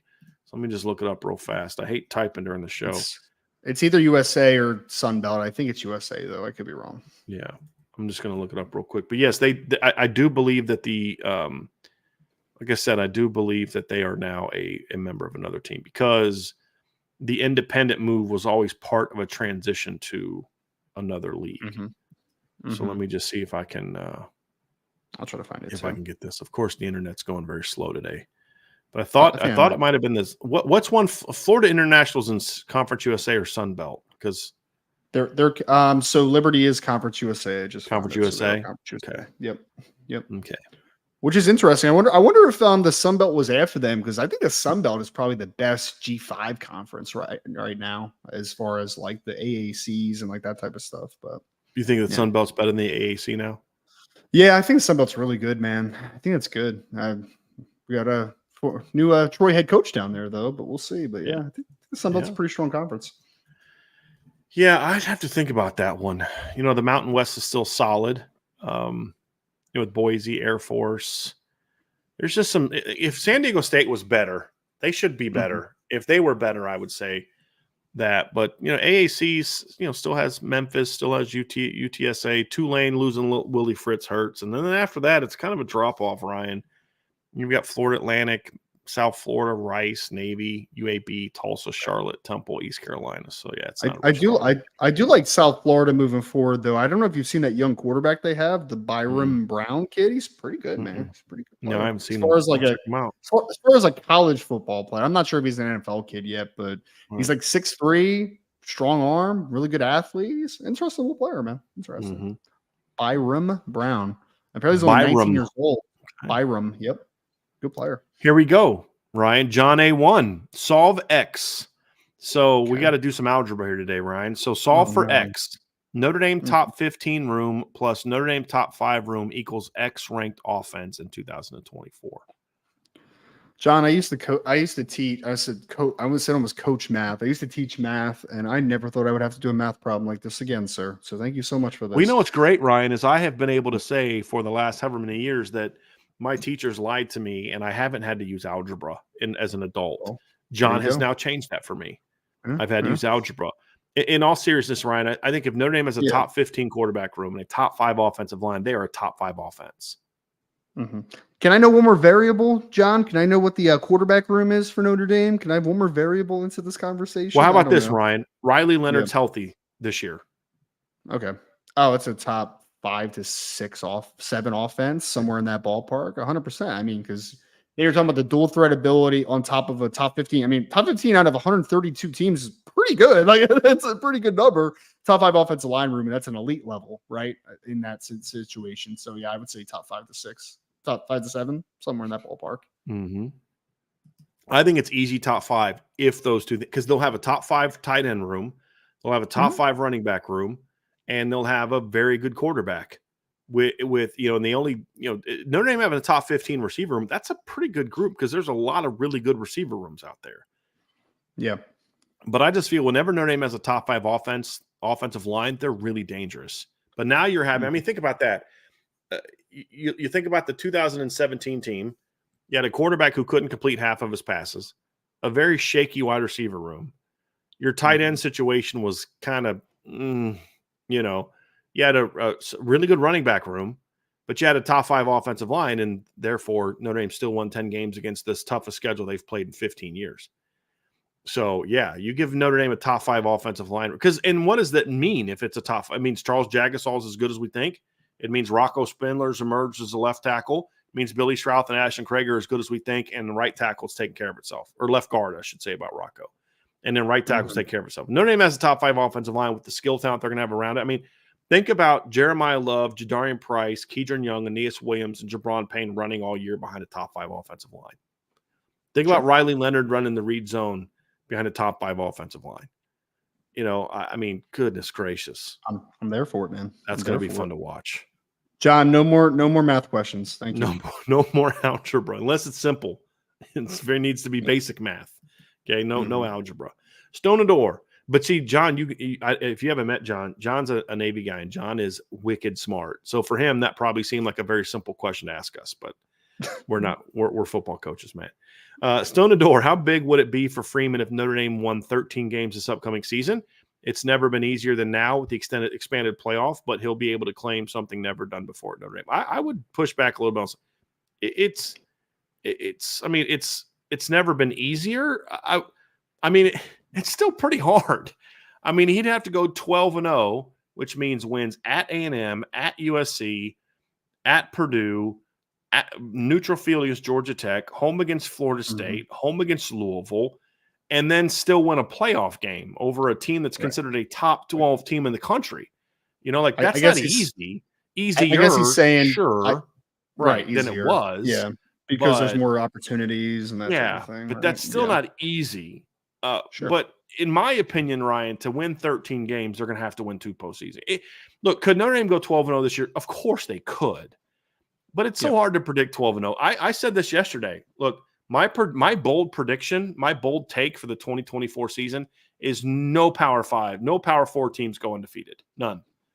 I look at the scale like, oh, Georgia's got this great team. Georgia's going to beat everybody. Ryan, have you seen Georgia's 2024 football schedule? I have not. It is nuts. I'm going to read this. I'm going to read this to you. Like, could they go undefeated? Sure. But it's going to be hard. Here's who they played. They played Clemson on a neutral field in Atlanta, at Kentucky, at Alabama, home against Auburn, home against Mhm. Mississippi State, at Texas, Florida on a neutral field, at Ole Miss, home against Tennessee, home against Georgia Tech, and then after all that, if they're still 12-0, they got to play somebody in the SEC championship game. You know what I mean? Like, that is rough. And I mean, Ohio State doesn't have any kind of cakewalk schedule either. I mean, so the best teams in the country play pretty challenging schedules this year. So I have a feeling nobody goes and people acted like that's some crazy prediction. That's happened recently. We've had years recently where none of the playoff teams were undefeated.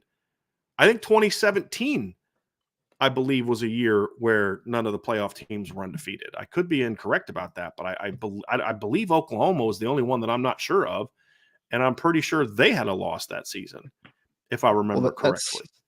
That's yes, a good they positive. lost to Iowa State. That's a nice positive with the Big Ten, obviously, and SEC adding quality teams is that every schedule in theory is going to get tougher, right? Like it's going to be it's going to be much easier it's going to be much harder to find a cupcake schedule now that there are more good teams than there were before. So I know someone had said that Michigan's schedule is a lot tougher than it has been. I know it's been insanely weak, but I mean, it's good to see some of these teams now having more difficult schedules, obviously. Well, it's like, Michigan obviously has to play at Ohio State, which is tougher than playing them at home. I mean, just looking at it practically speaking. They have to play Texas at home. They have to play at Washington, at Illinois, and they play Oregon at home. Like and they play USC at home as well. They also kick the season off against a pretty good Fresno team. Now, again, that's going to be a win for Michigan, but compare that to starting the year last year against ECU, who was awful. Right. It's certainly a tougher schedule than it has been. So even some of the quote unquote softer schedules that some teams play are not cakewalks. Like like Georgia's season schedule last year was a joke. In their defense, it was not meant to be that way. It was a down year in the East. And they were originally scheduled to play Oklahoma.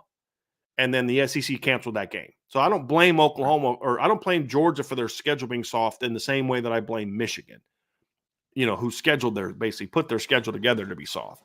Georgia was trying to play Oklahoma non-conference. You're not trying to schedule soft if you're playing Oklahoma non-conference. It's not their fault the SEC canceled it because Oklahoma was joining the league.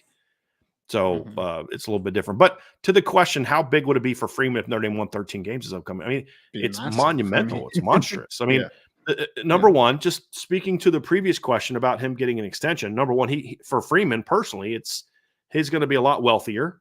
Let's be honest. He's going to get a new deal.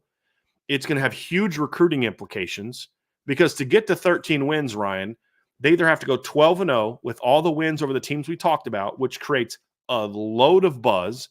Then they win a home playoff game, or they go 11-1, win a home playoff game, and then win a quarterfinal game. Either way, that's huge for Marcus Freeman in the program. And it's going to have huge recruiting implications.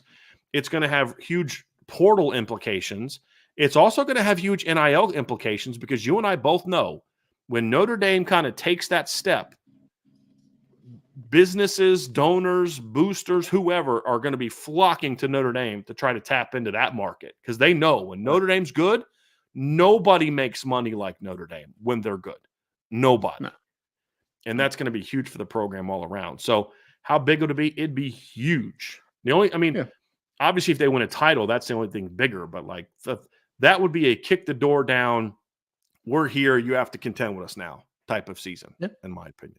I mean, and it just shows that the vision that you've been selling is actualizing itself, right? And that it's actually moving in that direction. I think I don't say the worst case scenario because there's a lot worse, but a bad scenario for Notre Dame would be if you fall flat and you go 9-3 again or something like that, where it's just like, where's the growth, man? Like, where's the step forward, especially against a schedule that you perceive to be not as strong as it was a year prior, right? So I think actualizing that into production is a big thing for Notre Dame. If they win 13 games, then you're like, okay, recruits, he's not lying. Like the vision's real. The vision is moving in the right direction.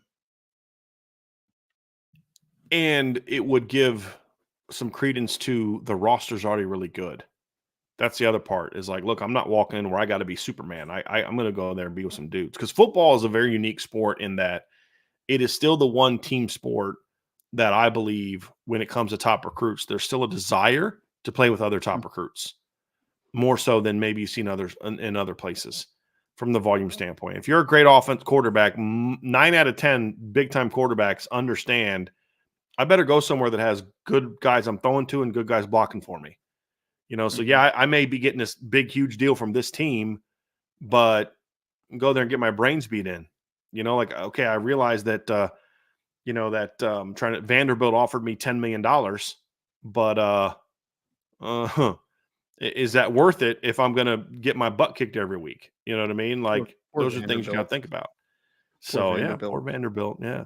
They So continue it to would develop okay football players, and they just get taken from them every get single year. rated. Yep. So sad. So good question, Sonador. Carlos Garza, have y'all or will y'all be getting a new game console for the new NCAA? I will be getting a new one, Ryan. I don't know if you already have one or not. I will. I have an old PlayStation, but I think my brother-in-law has his newer version of PlayStation, so I will be bumming off of him a little bit early Nice. on in the process, and we'll see how things flow if I get a new system at some point. I can But see it at the next family get together. Man, somebody stole my PS5. Oh, that's terrible. It looks a lot like right. yours, right? No, it just looks like that. We're just I, fans of the same thing. So I have to I be a put the little bit same more stickers on strategic mine. about when I get stuff, man. Like that might be a Christmas present, Yeah, Like, you yeah, gotta, you got yeah. daycare bills and such to pay, so That's right. it's a little tough at That's times. right. So That's right. What Ballpeen Shillelagh, what's your favorite Notre Dame away game that you've gone to? Do you have one, Ryan? I mean, you've been to a I couple mean, now, I right? really enjoyed Syracuse 2 years ago with the Carrier Dome. I thought it was really cool to see the Carrier Dome in general. One of the first away game I went to was when they played Syracuse at MetLife a few years ago, Oh, and that back was in like 16, right? I think so. It was a very high scoring game that year. It's like Yeah, 50 that was something to like 30 2016. something. Or, Yeah, yeah. it's So 50 to 35 or something like that. Yeah. it was a lot of scoring, Yeah, man. It wasn't Deshaun. a, Yeah. yeah. And Syracuse kept it close for a while because they kept scoring. But yeah, Deshaun had that early big pass to EQ for a touchdown, and then hit him again over the middle again for another one. And I think Yep. didn't CJ Sanders have a big return in that game? I think for a May score. have. There's a lot of So score in yeah, that that was game, man. I think there's a it was lot like of people thought Notre Dame was going to get 90 killed. points that year or something like that. It was like Yeah, 90 something points that yeah, year, that game. yeah, So yeah. It was a yeah. lot. It was close to it. Mm. Yeah, it was an interesting game. Very Yeah. interesting game. It's Georgia for me. 2019 Georgia for me was a tremendous environment. Like Georgia fans were Mhm. great. They were super hospitable, super respectful. They paid back the respect that they claimed that Notre Dame fans gave them in 2017, at least from what I saw. But then also Mhm. just being in that environment, it was an outdoor press box, Ryan. So it wasn't quite as low as Syracuse's, but it was lower and it was open. So it was an out, and so you get it. You're experiencing all of it. I mean, you're experiencing like you're vibrating when a big thing is happening. You can feel your body shaking when big things are happening. It was a pretty awesome experience. And it was a heck of a game. It was a back and forth game. Notre Dame has the ball 2 minutes left with a chance to win. So it was a heck Yep. of a football game too. So that would have been my favorite away game that I've been to. Be And nice if Notre Dame obviously the could win result one of those sucked, but games sometime yeah, these days, but wouldn't it though? Wouldn't it? it Yeah, would be very be very great. nice. Right. Here's one from John A1, Ryan. It says from 2018 to 2021. The defensive line unit was the strength of the defense. In 2022 to 23, the strength of the defense has been the secondary. Can the D Mhm. line match the impact of the secondary in 2024? I'll let you take a shot at this first, Ryan, because I have some pushback on the premise. Well, I mean, I was going to say is especially when we're talking about the interior defensive line. The interior defensive line was excellent last year, John. Right? I mean, so like if you're talking about Howard Cross and Riley Mills, that's one of the best interior duos that are returning in college football this year, right? So, Javante Jean Baptiste was very good last year. Nana Osafo-Mensah was a good rotational Yes. player for them. So, Great I observation, Ryan. As a yep, duo, they were yep, 16 tackles for loss and 8 sacks as a right. duo last year. So I think the defense line you have coming back is a potentially very good one. Now the secondary was an elite group last year, so you're trying to bridge the gap between good to very good to elites potentially coming back in 2024. Can they do it? I think so. I mean, hey man, I'll say this: Howard Cross, despite being a hair over 6'1" and 280 something pounds, that kid was dominant last year, man, at Mhm. times. Like, there were some games where he was the best player on the field at times for Notre Dame. So I think having the depth coming back, having RJ Oben coming back, hopefully having Jordan Botelho take a step forward, hopefully Boubacar Traore a year older, and a couple of those younger guys starting to mature a little bit. I think you can cut the gap for sure. Is secondary still going to be in the lead? Absolutely. I mean, you have, as long as Benjamin Morrison's healthy, you have one of the better corners in college football. You have one of the better safeties in college football coming back. You have a Christian Gray, and it's a potential another elite group in 2024. I think that they can cut the gap, and I think that if they are able to, where they're more in the even playing field as far as both groups being very good to elite, then we're talking about one of the best defenses in college football, if not the best defense in college football. So I hope that gap is cut this year. I don't accept the premise that the secondary was better than this defensive line in 2023. And the reason I say is because, like you mentioned, Ryan, like, yes, Notre Dame had an All-American safety and arguably the best cornerback tandem in college football last year. I would argue that the defensive tackle group can make a similar argument. They were certainly top 5, and they were strong at the defensive end position. And I think sometimes we forget that in a couple big games, the Notre Dame secondary struggled at that other safety spot. They did. I mean, Louisville, that other safety spot got exposed. Ohio State took full advantage of the non-Cam Hart, non-Benjamin Morrison, non-Xavier Watts DBs last year in the second half of that game, fourth quarter of that game. You know, they went out Thomas Harper. They went out DJ Brown, drops an interception. Ramon Henderson doesn't know how to play a seam route in the red zone. You know, I mean, so the secondary had their issues last year as well. And I don't know that the other safety spot was that much better than what the Viper was last year for Notre Dame's defensive line. And the depth last year on the defensive line was really good. You've got Nana coming off the bench. You had Gabriel Rubio coming off the bench. You had Jason Onye was a good role player. You had Josh Burnham was in his first year. So I would probably rank the secondary higher amongst national units than I would the D line. But that is more because I think there was more really good D lines and there were really, really good secondaries. But I think from an impacting the game standpoint, I think they both had their moments where they carried the team. And then when those two were playing well together, Ryan, this defense could not be moved on. I mean, it was really, really good. And that's what made them so good against Ohio State until that final drive, was that the D-line and secondary were both playing very well and the linebackers were playing well. I think what made the Notre Dame defense so good in 23 was really they were good everywhere. It wasn't just an elite. I mean, their linebacking core was really good. Their defensive line was really good. Their secondary was really good. So I think, if anything, I would flip it and say, can the secondary continue being that dominant group? Because I would argue the same thing in 2022, Ryan. The secondary had its fair share of problems outside of your two corners. Whenever Benjamin Morrison and Cam Hart were off the field, teams went right at Clarence Lewis. North Carolina did that for a 70-yard touchdown. Syracuse did that. You know, there were plenty of times when teams went at their safeties and took advantage of their safeties. You know, I mean, Tariq Bracy has to come off the field. The very next play, Ohio State goes right at their backup nickel and throws a touchdown pass. Right? So I think both units had their issues the last couple of years. I do think the secondary was probably better than the D-line as a whole in 2022. I will say that. But I don't think it was necessarily like an elite secondary. It was flashed. This year it became elite. I think the D-line was also top 5. Next year it's about, can the secondary, with the loss of Cam Hart, with new players, stay on that level? You know, does one of them separate a little bit? I think it'd be the fun conversation, but I think it's going to be a fun battle between those two units to see who's going to be the best. I really do. I think the secondary could be special this year. I do.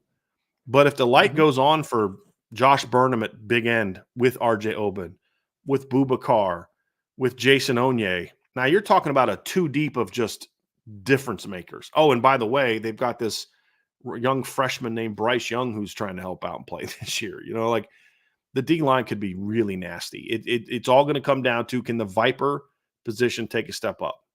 That's going to be the big key for me. John Long says, fun thought off of previous IB pods. Could you imagine the recruiting impact for Mike Denbrock if Riley Leonard won the Heisman?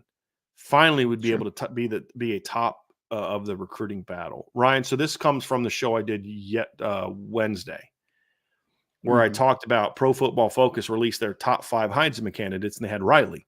So I broke down, here's the reasons why he should be considered a top 5 candidate. Here's reasons why I don't have him as a top 5 Heisman candidate right now. And then what he would need to do to win it. So, but to John's point, I mean, if Mike Denbrock coordinates an offense this year that has a Heisman Trophy winner, whether it's Riley Leonard, Jeremiah Love, you're talking about a guy that can say, okay, it wasn't the talent at LSU only. It was also Mike Denbrock, because look what he's done.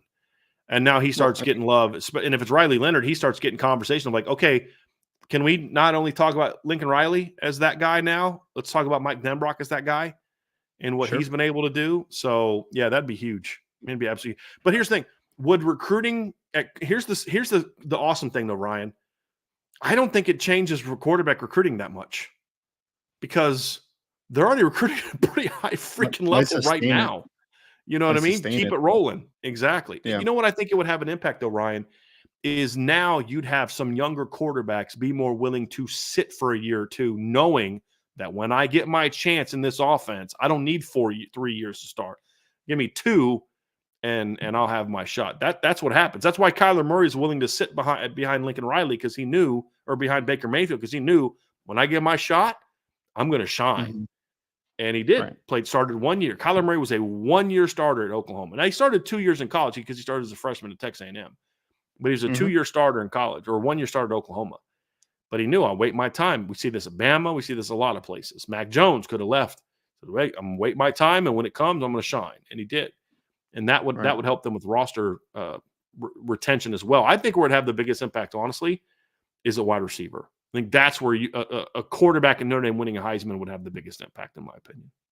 Well, I think you just saw the example of it at LSU this past year, even though Mike Denbrock leaves. I mean, I don't know if LSU has a commitment from Bryce Underwood right now, if not for what Jaden Daniels did the year prior, right? I mean, like, that's an example. I mean, I know they lost to Carrion Moore, who decommitted or whatever, but I mean, still having a guy like Bryce Underwood choose to go from Michigan all the way down to Louisiana, potentially down to the Bayou, I think that shows that having that type of impact could be huge for the position, and because I mean, what was one of the coolest pictures we've seen of Deuce Knight is when he went on his visit and he held up the Heisman Trophy, even though a quarterback hasn't won one at Notre Dame in pretty long time, right? But it's like still it's in the history, though. I mean, and if it's more recent, I think it has great impact on him potentially. Good questions. Let's see here. Here's one, Ryan, that I'm going to ask. This is a recruiting question for you. Salty Virginia Peanuts asks, Derrick Meadows and the Deuce will both have official visits on June 14th to 16th. How active has the Deuce been in Derrick Meadows' recruitment? Let me just say this, too. A lot of the commits are going to be on campus that weekend. That seems to be sort of like the big weekend where they're bringing all the commits in, because I noticed like Davion Dixon, Justin Thurman, a lot of those guys were posting those graphics on Twitter this week where they were showing that they're going to be on campus that weekend. So clearly Deuce will be there. So Ryan, how active has Deuce been in recruiting Derrick Meadows?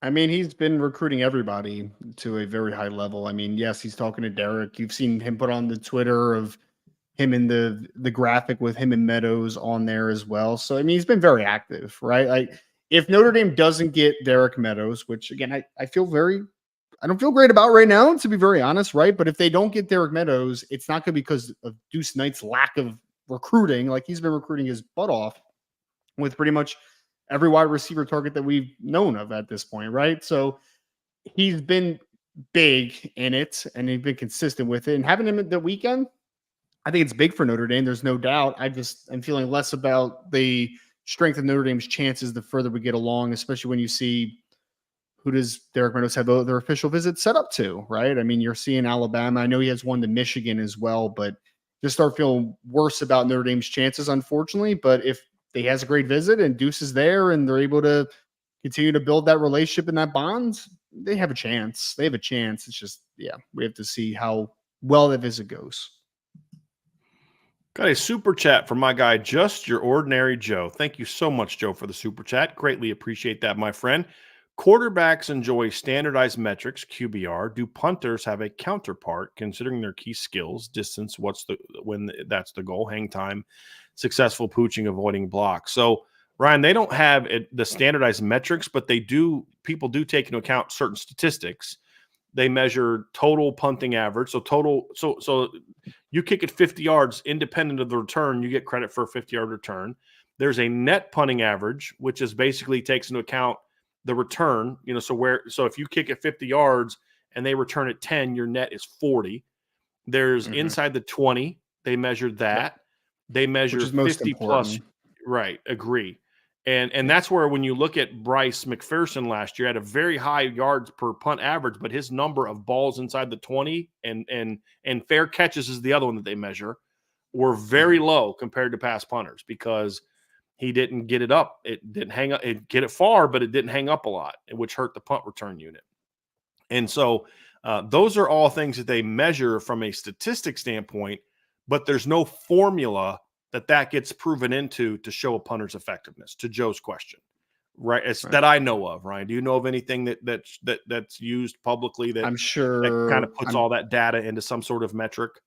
I'm sure there's something out there, but I don't know of it. I mean, again, I have access to a pretty cool little database of analytics and information, but I haven't explored the punting tools, if there is punting tools on there. So yeah. Do you know why? If they don't have it, do you know why they don't have it? Because no one cares. A, no one cares. B, their punters aren't part of fantasy football. Yeah. Well, the one I was talking about has like offensive line data and all that type of stuff too. So yeah, but punting, hang time, directional punting, punting inside the 20. Those are the things that I'm looking for if I'm talking about like the consistency of punting. Mm-hmm. The one thing the thing that's at the bottom of my list is the base average. I don't really care about. I care about your net average, inside the 20, fair catches. I also don't care about kicks of 50 yards or more a whole lot. I mean, there's sometimes that's good to have because you want a guy that can flip the field. But yeah. Michael S. with a super chat. Thank you, Michael. For old time's sake, 2019, 45-14 loss to Michigan. How and why? Lack of focus. Michigan had stolen signs. They had a better team. Your analysis. Look, Michigan did not steal signs in that game. If they did, it didn't matter. I'll tell you guys something. I believe I've told this story before, Ryan. I was at the game, and I had a former NFL football player who was down on the field during pregame. The whole pregame came up to me. We were chatting right before kickoff, and he says to me, "This game's not going to go well." And I said, "Well, why is that?" He goes, "They don't want to be here." What do you mean? Who's that? He's talking about Notre Dame. He says they don't want to be here. So I'm watching Michigan's players, and they are hyped up. They are going crazy. They are ranting and raving. They want this game. And Notre Dame's players, every time they're not taking a rep, they're putting coats on. For whatever reason, they just did not. They were not prepared for that game. They did not want to be there. And so, Notre Dame started off well. Notre Dame forced a punt on the first drive. The punt gets blocked. I believe it was the first drive. The punt gets blocked, and Notre Dame tries to recover it and don't. And that allows Michigan to take possession of the football, and then they go down and score, and it was game on. It was game was over basically after that. Notre Dame just did not want to be there. I mean, it was a very unfortunate situation, but that's just they didn't want to be there, and that's what happened in that game. The Notre Dame players and something, there's been rumors of this happened during practice and that happened during practice and all these other type of things, and none of that's been proven, but that was something had to have happened because they wanted no part of being at that game, which was incredibly disappointing. Iden Benami with a question. Thank you, Iden. Which recent Notre Dame transfer will have the best season this upcoming year? So we're talking Riley Leonard, we're talking Chris Mitchell, Bo Collins, Jaden Harrison, RJ Oben, Jordan Clark, Rod Hurd. Is that everybody? I believe that's everybody. So which of those guys will have the best year this upcoming year? If everybody's healthy, it's Riley Leonard. I think it's my top 4 of that group would be, if everybody's healthy, Riley Leonard, one of the 2 receivers, outside receivers, so either Chris Mitchell or Bo Collins. Actually, I'm going to put both of them in there. And then the other one for me is going to be, I'm going to go Rod Hurd for now. And I think RJ Oben's going to be fine, but I just think those other guys are going to have big years. And I also think RJ Oben's in a situation where he's making the biggest change for what he was asked to do. and he's going to have two really talented younger players taking some reps away from him in ways like I think you're going to see more of a rotation at that big end position than we saw last year, which is going to factor into why RJ maybe doesn't play quite as many reps as what Javonte Jean-Baptiste had last year. So that would be my answer. Here's a good one from Jason Burkhart. He says, who is the trap game this year on the road? I believe Purdue will give a battle. So trap game being defined as a game that is one of two things. It's either an opponent that you would overlook that's not considered a quality opponent that you fall trapped to as you're sort of looking ahead, or it can be a sequence in a schedule. So like last year, Duke was our trap game because we thought Duke was going to be a much better team than people thought, and being situated right after Ohio State and before Louisville on the road made it that was a scary game, and it turned out to be a scary game as well. So with those circumstances, there's a couple. I mean, you can look at Purdue. The game for me, Ryan, that more than anything is that there's a potential trap game for me, meaning a team that people don't think can beat you, that can beat you if you're not locked in and looking ahead, to kind of what's coming down the road. It's Georgia Tech. Purdue. Hey, that's a neutral site game. That's a neutral site game. On the road. It's in Atlanta. I'm just kidding. It's Atlanta. It's a road game. What's funny is actually it's technically a road game, and Georgia Tech gave up being at home to play in the bigger stadium. Sort of like the game that you went to at Syracuse was supposed to be at the Carrier Dome, but Syracuse gave it up so they could play in the bigger field and in the bigger stadium, make more money. And they didn't make that mistake in 2022, but same result. They got smacked in 2022. And I'm a little hurt that when you said how that was the best road game, that was just because of being at the Carrier Dome, not because you got to sit next to me the whole game. That was made me a little sad. That should be assumed. Should it not? Should be assumed. Okay, great. Yeah. Very good answer. Very good answer. But in all seriousness, Ryan, I think to me that's the game that concerns me a little bit the most. Is that one? I don't Purdue's just A&M's not a trap game. Louisville's not a trap game. Those are just big games. Florida State's not a trap game. USC's not a trap game. The only other team that I would even remotely consider as far as a trap game, a team that could beat you, is other than Georgia Tech, which is my clear number one, because, let's finish this one, Ryan. I'm jumping all over. Let's land the plane on Georgia Tech. Yep. What is the thing that I've always said is the recipe for an upset in a game like that? You have to have an offense that can score and a dynamic quarterback. And to me, Georgia Tech has and when I mean dynamic, I don't mean like Riley, like Leonard or Jaden Daniels. I just mean a dynamic guy, meaning he's a dual threat. He's a playmaker. Haynes King has to not, if he has one of those games where he's not turning the ball over, he's dangerous. He showed that last year. He's a dynamic player. I mean, threw for 27 touchdowns, had, I believe, over 10 rushing touchdowns, ran for a lot of yards. When he's on, he's dangerous. He's just very erratic. And that's and when you're talking about Notre Dame, those games can scare you, Ryan, because for veteran players, if I want to play in the NFL, this is the kind of game where I can make a name for myself. Sure. It's that spotlight game. So Georgia Tech does it, but they're the only other one that I would even consider would be Virginia, because I think Purdue on the road between Northern Illinois and Miami of Ohio, they're the big game in that stretch. I mean, if we're being honest, right? The road game at Purdue is going to be the biggest game of that stretch. That's not a trap game. They'll be ready for that game. Virginia coming the week after Florida State. That's at home, concern though, right? me a little bit. That's a home game, though, isn't it? Is in Virginia? It is a home. Did he say on the road? No, see, then I have none. I have none other than Georgia Tech. Maybe if it was the Army team from like 3 years ago, that might be a trap game right before USC, but it is not that team this year. So. Yeah, that's definitely a neutral field game. But my Army is in New York. But yeah, I don't see a lot of potential trap games for Notre Dame this year, Ryan. Because there's a really tough schedule at the top, and I just feel like Notre Dame's talent is such that I just have a hard time think looking at anyone beyond Georgia Tech, like what I was going to say about Virginia was the placement of that game. I could see Notre Dame sleepwalk that a little bit and they make it competitive. But I just don't see how a scenario in which Virginia can actually win that game. Right. It's going to be senior day. I get all that, but the talent gap between those two teams is enormous. Yes. And yes, Chris Tyree, and it's Chris Tyree revenge game, baby. Chris Tyree revenge game. Sure. But like, I have a hard time with that. Georgia Tech's the only team to me that I think has the firepower and athleticism outside of the big games, Texas A&M, Louisville, Florida State, and USC, that you could say, boy, that team could pull off enough. Purdue's roster got raided a little bit.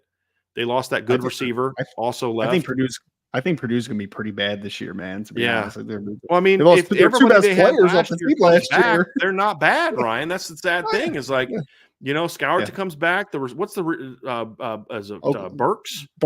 Deion Burks, right? So, who I would have looked at if I was at Notre Dame, as a portal guy at receiver. But they lost a couple other guys that they're and they weren't that good last year. So I just don't see them as being that team. I don't see Stanford at home. I mean, I know there aren't a whole lot of other road options. I mean, every other road game, Ryan, is pretty much against a team that you wouldn't classify as a trap game, right? I mean, A&M's not a trap game. USC's not a trap game, and I think Purdue stinks. So, right. And Notre Dame plays.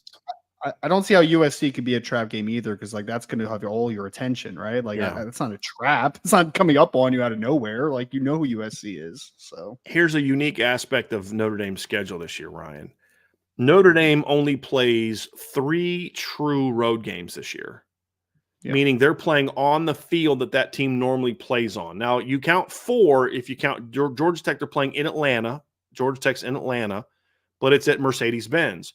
The Coliseum is off campus, so they're actually only playing 2 games this year on campus sites away from home, because they play Navy at MetLife, they play Army at Yankee Stadium, they're going to play Georgia Tech at MetLife, so it's an interesting schedule.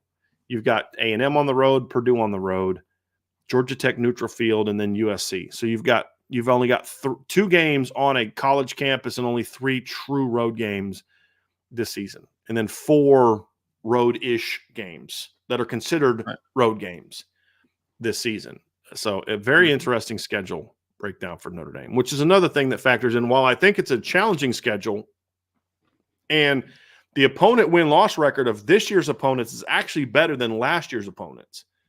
But part of that's because Miami of Ohio won 11 games last year. So it's like Ohio State won 11, Miami, Ohio won 11. Not all wins are created equal, right? Miami, Ohio got braided a little bit in the portal this year too. So that's the thing that sucks about this.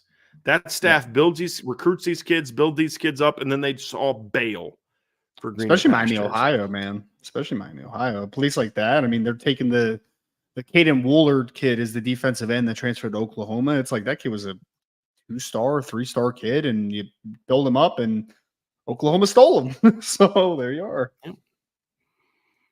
Salty Virginia Peanuts has a 2027 quarterback question, Ryan. So 2 2027 quarterbacks, Trey Taylor and Brady Edmonds, are visiting Notre Dame June 2nd and June 10th. Where is Gino Guidugli on 2027 quarterback recruiting, and is this unusually early? It's not unusually early. I mean, they're getting their kids to camp, and that's a lot of where the decisions get made, Salty, obviously, right? Like Trey Taylor's been to Notre Dame before. He's an Illinois kid who's obviously pretty local, and he's coming now to June 2nd because that is Irish Invasion. So he's going to be able to throw for the staff and to work with Gino directly in that type of scenario, right? So you're going to get a glimpse of him. Brady Edmonds is going to be here. You had Daniel Milke. I don't know how to pronounce his name, but he's the California kid that's been on campus before as well. So you're getting him around the environment and getting to see him in person, which obviously is a big in these situations. And a lot of what Gino was doing on the recruiting trail during the open period, or during the evaluation period that we just went through, was, of course, he was seeing 2026s, right? He was going down and saw Noah Grubbs at one point, saw Brady Hart at one point, but he's also going around to see the 2027 kids, the kids that we're going to be talking about after, once Notre Dame gets their 2026 quarterback, most likely sometime this offseason, then it's going to be about 2027 and who's that guy. So this is a big evaluation period. They've been down to see them at the high school, to see them work out, to talk to their coaches, all that type of stuff. Now getting him in this type of environment and Trey Taylor, communication is very limited for 2027 recruits. You can't just walk up and start talking to them on these school visits. So getting them on campus, being able to communicate with them, being able to see them in person, this is where decisions start to be made a little bit as far as who are the quarterbacks that are going to be on the board, and the guys are the early favorites or guys that we're going to target. Salty, I'll say this. Ryan is correct. It's not unusually early now. 10 years ago, it would have been. You're like, why are you talking about rising sophomore quarterbacks? But honestly, that's where we are now. That's... You have to. The Trey Taylor kid's got like 10 plus offers already, man. Yeah. You just have to at this point. So, yeah, and like legit offers too. I think he's got like Michigan and a couple SEC schools. Like he's got a good offer list already. So you have to get it early with these types of kids. I want to respond to some here real quick from Michael Campbell. He says, okay, real talk. When was Chip Kelly great? Not just good. And do you have enough in personnel? Because I don't think the O-line talent at Ohio State is there. And the running backs are not as advertised. It's more hype. Let me say a couple things about this. Number one, as a head coach, Chip Kelly hasn't been great since 2011. But as an offensive mind, when was the last time Chip Kelly was great? 2022. Not just good, great. 2022. He's had some offenses at UCLA that can run the football with pretty mediocre talent at a lot of different spots. So I'm gonna push back on that. You may not like him as a head coach, and that's fine, but that's not the job he's being tasked with doing right now. He's being an offensive coordinator, and Chip Kelly's a great offensive mind. Even when he was with the Philadelphia Eagles as the head coach, they had some dynamite offenses, and obviously what he did at Oregon was incredible offensively. Special. The talent on the offensive line is not great, but I think that's a big reason why the hire of Chip Kelly matters, because Chip Kelly doesn't need 5 first-round draft picks on his offensive line to have a great line. I think Ryan Day does. Ryan Day is dependent upon offensive line talent because I don't think the way he runs his system allows offensive linemen to scheme and be technical. I think it's more, to be technically sound, and the scheme is such that it's more geared on, it's more geared towards the scheme and things along those lines. Chip Kelly's about physicality, toughness, and no, the offensive line's not special talent-wise, but Josh Simmons is a solid player that will be better in year 2 with that system. Donovan Jackson's a very talented player. I like Carson Hinsman as a young offensive lineman. He's a kid that I wanted Notre Dame to take. Seth McLaughlin is an interesting player because he's a good blocker. He's just terrible at snapping, which is why I don't understand why they moved Hinsman out to guard and put him at center. They should have put him a guard, but he was a starting center, Ryan, on a team that just made the college football playoff and was a fourth quarter stop or a 4th down run away from being in the championship game. So he doesn't suck. Josh Fryer's he's just a guy at right tackle, but he's a veteran player that'll do his job. He would be a good guard, I think. He's got a position. But in that system, Ryan, the way that Chip Kelly runs that system, he'll be fine. He'll be a solid veteran player that does his job. And they've got some talented young linemen that maybe win a job. But here's the deal. They're a group that has some potential to be a good running offensive line with the right coaching. And they don't have to be special. Chip can scheme it that way, and they'll be taught the game a certain way from a toughness standpoint and a fundamental standpoint with Justin Fry being now back in a system that fits his style of coaching. Where like Harry Hiestand wouldn't have been a great fit for Ryan Day either. He'd have been better than Justin Fry because he's a legend, but that doesn't fit with what Harry believes in, which is about technique and toughness and those type of things. So I think that'll help. But the other thing too is two things can be true at once. People are overhyping the Ohio State running backs the way that they're talking about them, but it's still an outstanding duo. Yes, or they're overhyped. I don't think Quinshon Judkins is as good as people think that he is, but he's still a pretty good back. And Travion Henderson is a really good back when he's healthy. But you put them together, and they're a dynamic top 3 or 4 running back room. So are they being overhyped? Sure. But are they still really good? Yeah, they're Yeah. still really good. Well, Chip Kelly had some of the best offenses that I've ever seen in Oregon, right? Michael, name me the great offensive lineman that played for Oregon at that point. I think they had a Fisher at one point. No, a Long, right? They had Kyle Long, I think, at one point, who ended up playing the NFL for a little bit. I think he was on the team at that point, Kyle Long. I I could know be he wrong played at about that. Oregon, but I don't remember. Yeah. It might have He been might not have during even his been during that tenure. era. That might have been in Yeah. the Helfrich era or whatever his name was. But yeah, I don't Yeah, know. he was at Oregon in 2012. That was the year Yeah. after Chip Kelly Yeah. left. Because he So, started at yeah, Ohio so State, then went to Saddleback, and then played 1 year at Oregon. So, yeah, he didn't even play yeah, for man. Chip Kelly. Yeah. So name me the great offensive lineman that played. I mean, he's a great offensive mind. And Michael, trust me, man. I see you on Twitter, brother. I know you hate Ohio State. I get it. Trust me, I get it. I Right. see you with the back and forth. We're Ohio not State fans guys either, all Ryan. the time. Right. Yeah. I Right. understand that you dislike Ohio State big time. I get it. But Chip Kelly's a great offensive mind, man. He is. Right. He is. Come on And now. Come on. talented backfield. Yeah. Yeah, exactly. Oh, it's certainly a And talented backfield, college terms. right. Absolutely. Yeah. Right. There if you and here's the thing, if you want to down talk Ohio State, there's a way to do it, but it isn't receiver. Their receivers aren't proven. So what? Like that's a position you don't need to be proven. Cardinal Tate's really good. Jeremiah Smith's a special player. And exactly, and they've got a Mecca back. They still have Bryson Rodgers. Like they're gonna be Brandon Inniss. They're gonna be fine there. If you wanted to down talk Ohio State's chances, there's one position to point to: quarterback. That's what you. Hey, I think Chip Kelly's going to be held back at quarterback. All right, okay. I mean, I think Will Howard will do okay in that system, and they're not going to need him to carry the day because they're going to be loaded everywhere else. But yeah, okay, that could be a potential when they get in the postseason, or they're playing Michigan, Ryan. That could be a potential stumbling block. But focusing on their running backs being being more hype, right? They're overhyped, but it's not about they're more hype. It's that they're very good backs, and so they'll be good there. So I hate Ohio State. I do. And more so because I can't stand Ryan Day. I can't stand. I just dislike almost everything about him. I've been around their fans my entire life. A lot of them, especially ones in Ohio, are infuriating. But I don't. So what? I still got to call it like I see it. And the fact is Ohio State's going to still, if they can figure out quarterback, they're going to have a very, very good offense this year if the quarterback position gets figured out. Because Chip Kelly is really, really good. I mean, guys, he had an offense in 2022 that averaged 39.2 points per game.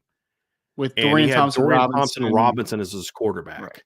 Right. And Zach Charbonnet as a running back that averaged 7 yards a carry. Now, Zach Charbonnet, a good running back? Yes. Is he a 7 yard per carry guy based on his God-given ability? No. That's system-driven is what that is. And so Chip Kelly's an elite football offensive mind, Ryan. You are spot on that. And DTR went into the NFL this year and threw 1 touchdown and 4 interceptions as a rookie. So he's not good. He's not good. Here's one from John A1, Ryan. Top 3 players on offense and defense that Notre Dame needs to earn a spot in the rotation in 2024, not only for the season success, but for program sustained success. So we're talking about guys who weren't regulars or rotation guys in the past, offense and defense, that need to earn a spot. Can I include guys that played a little bit, but need to take like a step forward in their role type of thing? So like if you wanted to say like a Josh Burnham, you could use him as an example, right? I mean, I was going to say on defense, Jason Onye as one guy for me, because after this year, Howard Cross is gone, Riley Mills is gone, right? Like if we're talking about sustained success, who's the next playmaker inside, right? And I think Jason Onye has certainly the body type, certainly the talent to be that guy that can take a step forward. I think he's one. I think Boubacar Traore, who we've talked about a lot at Viper, would be another big one for sustained success moving forward. And I think on the second level, what's that? I want to see if you and I get all 3 because we're 2 for 2 so far.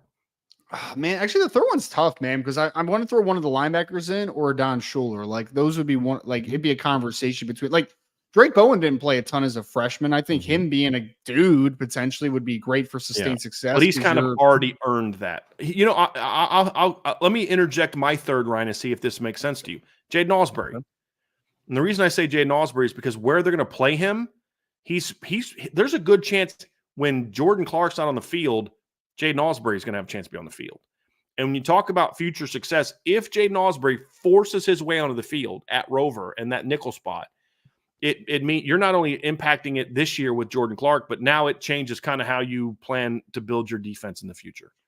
If he's going to be the guy in space that they think he's going to be, if you're going to go anyone other than him, it's got to be a Don, in my opinion, Ryan. Because to your point, they don't necessarily need him to be the dude there this year, but they need him to be a good football player to either he starts or he's a very important part of the rotation if they're going to solidify, because they can't play.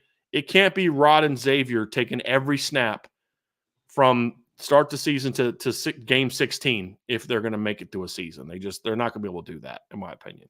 You need to have a rotation to where there's not a drop off when you go to it. So those would be the two options, but I'm going Jaden Osbury because of what you said, John A1, which is not just for this season, but for future success. Because if Jaden Osbury hits, you're going to have a 3-man linebacking core of him, Drake Bowen, and Kingston in 2025. That could be really, really, really special. And Jaden gives you some unique matchup opportunities that none of your other linebackers give you. What about offense, Ryan? Who are the 3 guys there that you would go to? This is an interesting one. Yeah. I think at tight end, it would be someone, right? Because if we're talking about sustained success, I mean, I feel like we've talked about Eli Raritan a lot as far as Eli Raritan potentially being that guy moving forward. But I mean, I would defer to him or Cooper Flanagan as far as like taking a massive step forward. I know both played last year, but I mean, we're talking about 2 guys that had combined 2 or 3 catches last year. Like they didn't catch much at all, right? Eli had 5. Oh, Eli had Cooper 5 had last year. 1. One. He had had 3 against touchdown. Wake, if you remember, Ryan. Eli had 3 against Wake, remember? When Mitchell, after Mitchell got hurt. Yeah. So one of those tight ends stepping forward, I think, would be pretty big for the team. I mean, Charles Jagasaw counts, right? I mean, he only played 1 game basically last year, so I would still use Charles Jagasaw. I know he's assumed to be a guy, but I mean, how good he is, I think, determines a lot of the sustained success moving forward. So I'll still say Jagasaw, one of the tight ends, and a young receiver, maybe a Cam Williams, somebody like that. I'll go with Cam Williams. No, we can't go Jaden Greathouse. I'll go Cam Williams. I like that one. I like Cam or Micah, one of the freshmen forcing their way into the rotation. But I think if I had to pick between the 2, I'd go with Cam because Cam brings that unique skill set they just don't have a lot of. The other guy for me, Ryan, is Gerby Lambert. Because the thing is the rotation. If Gerby comes in this year and kind of forces his way into some sort of a right tackle rotation, it means that he's ahead of schedule. And when you talk about for sustained success, if Notre Dame goes into 2025 and your projected starting offensive line is Charles Jagasaw, Rocco Spindler's a 5th year, Ashton Craig, Billy Schrouth, and Gerby Lambert, because Gerby forced his way onto the field the year before, that's going to be really a freaking good offensive line. Like a really good offensive line. I like the Cam Williams one. And here's another one. And people are going to some people are going to get mad at me for this. CJ Carr. If CJ Carr forces his way in, because when I think of rotation, what I think of is you're the number 2 quarterback and you go in when the starter's out or you go when he's pulled. I'm going to go there. I'm going to say CJ Carr because if CJ Carr, to me, pushes his way past Steve Angeli and Kenny Minchie, then the future of the quarterback position is going to be incredibly bright. Incredibly bright. So I'm going to go there. There's other ways you could go here. Sullivan Absher's one that popped in my head, Ryan, as a guy that, if he kind of forces his way, we're talking about Rocco versus Coogan, but what if Sully's that guy that has that big jump this spring or this fall? He's a very talented player.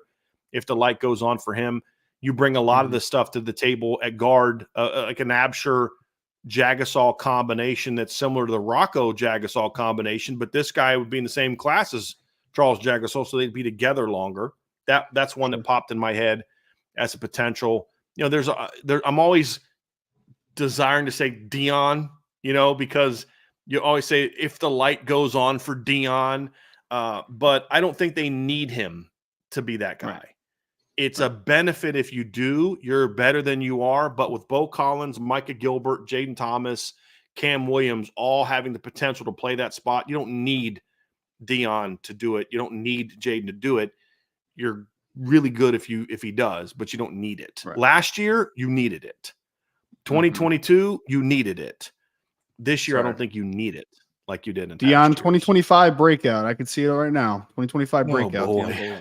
Can I say something about? I'm going through the chat, and my guy Michael, man, I love you, man, but it's like you talk down every other team. If all those teams are so bad, what does that say about Notre Dame, who hasn't won a title since 1988? Like you get the hate out of your heart, Michael. Get the hate out of your heart. If Ohio State's so bad, what does it say about Notre Dame, who's literally lost to Ohio State each of the last 2 years, at home and away? Well, I saw him say something about, oh, where's Travion's big game? I was like, didn't he break a 60-yard touchdown against Notre Dame? 60-yard touchdown run against Notre Dame last year. Yes. I mean, my guy. Come on now. All right. I love your loyalty to Notre Dame, but sometimes you just got to be like, yeah, I hate Ohio State, but I'm going to give them their props. Right now, they're a better team. They're a better program than Notre Dame right now. There's no debating that, in my opinion. Could that change quickly? Sure, of course. It could change this year.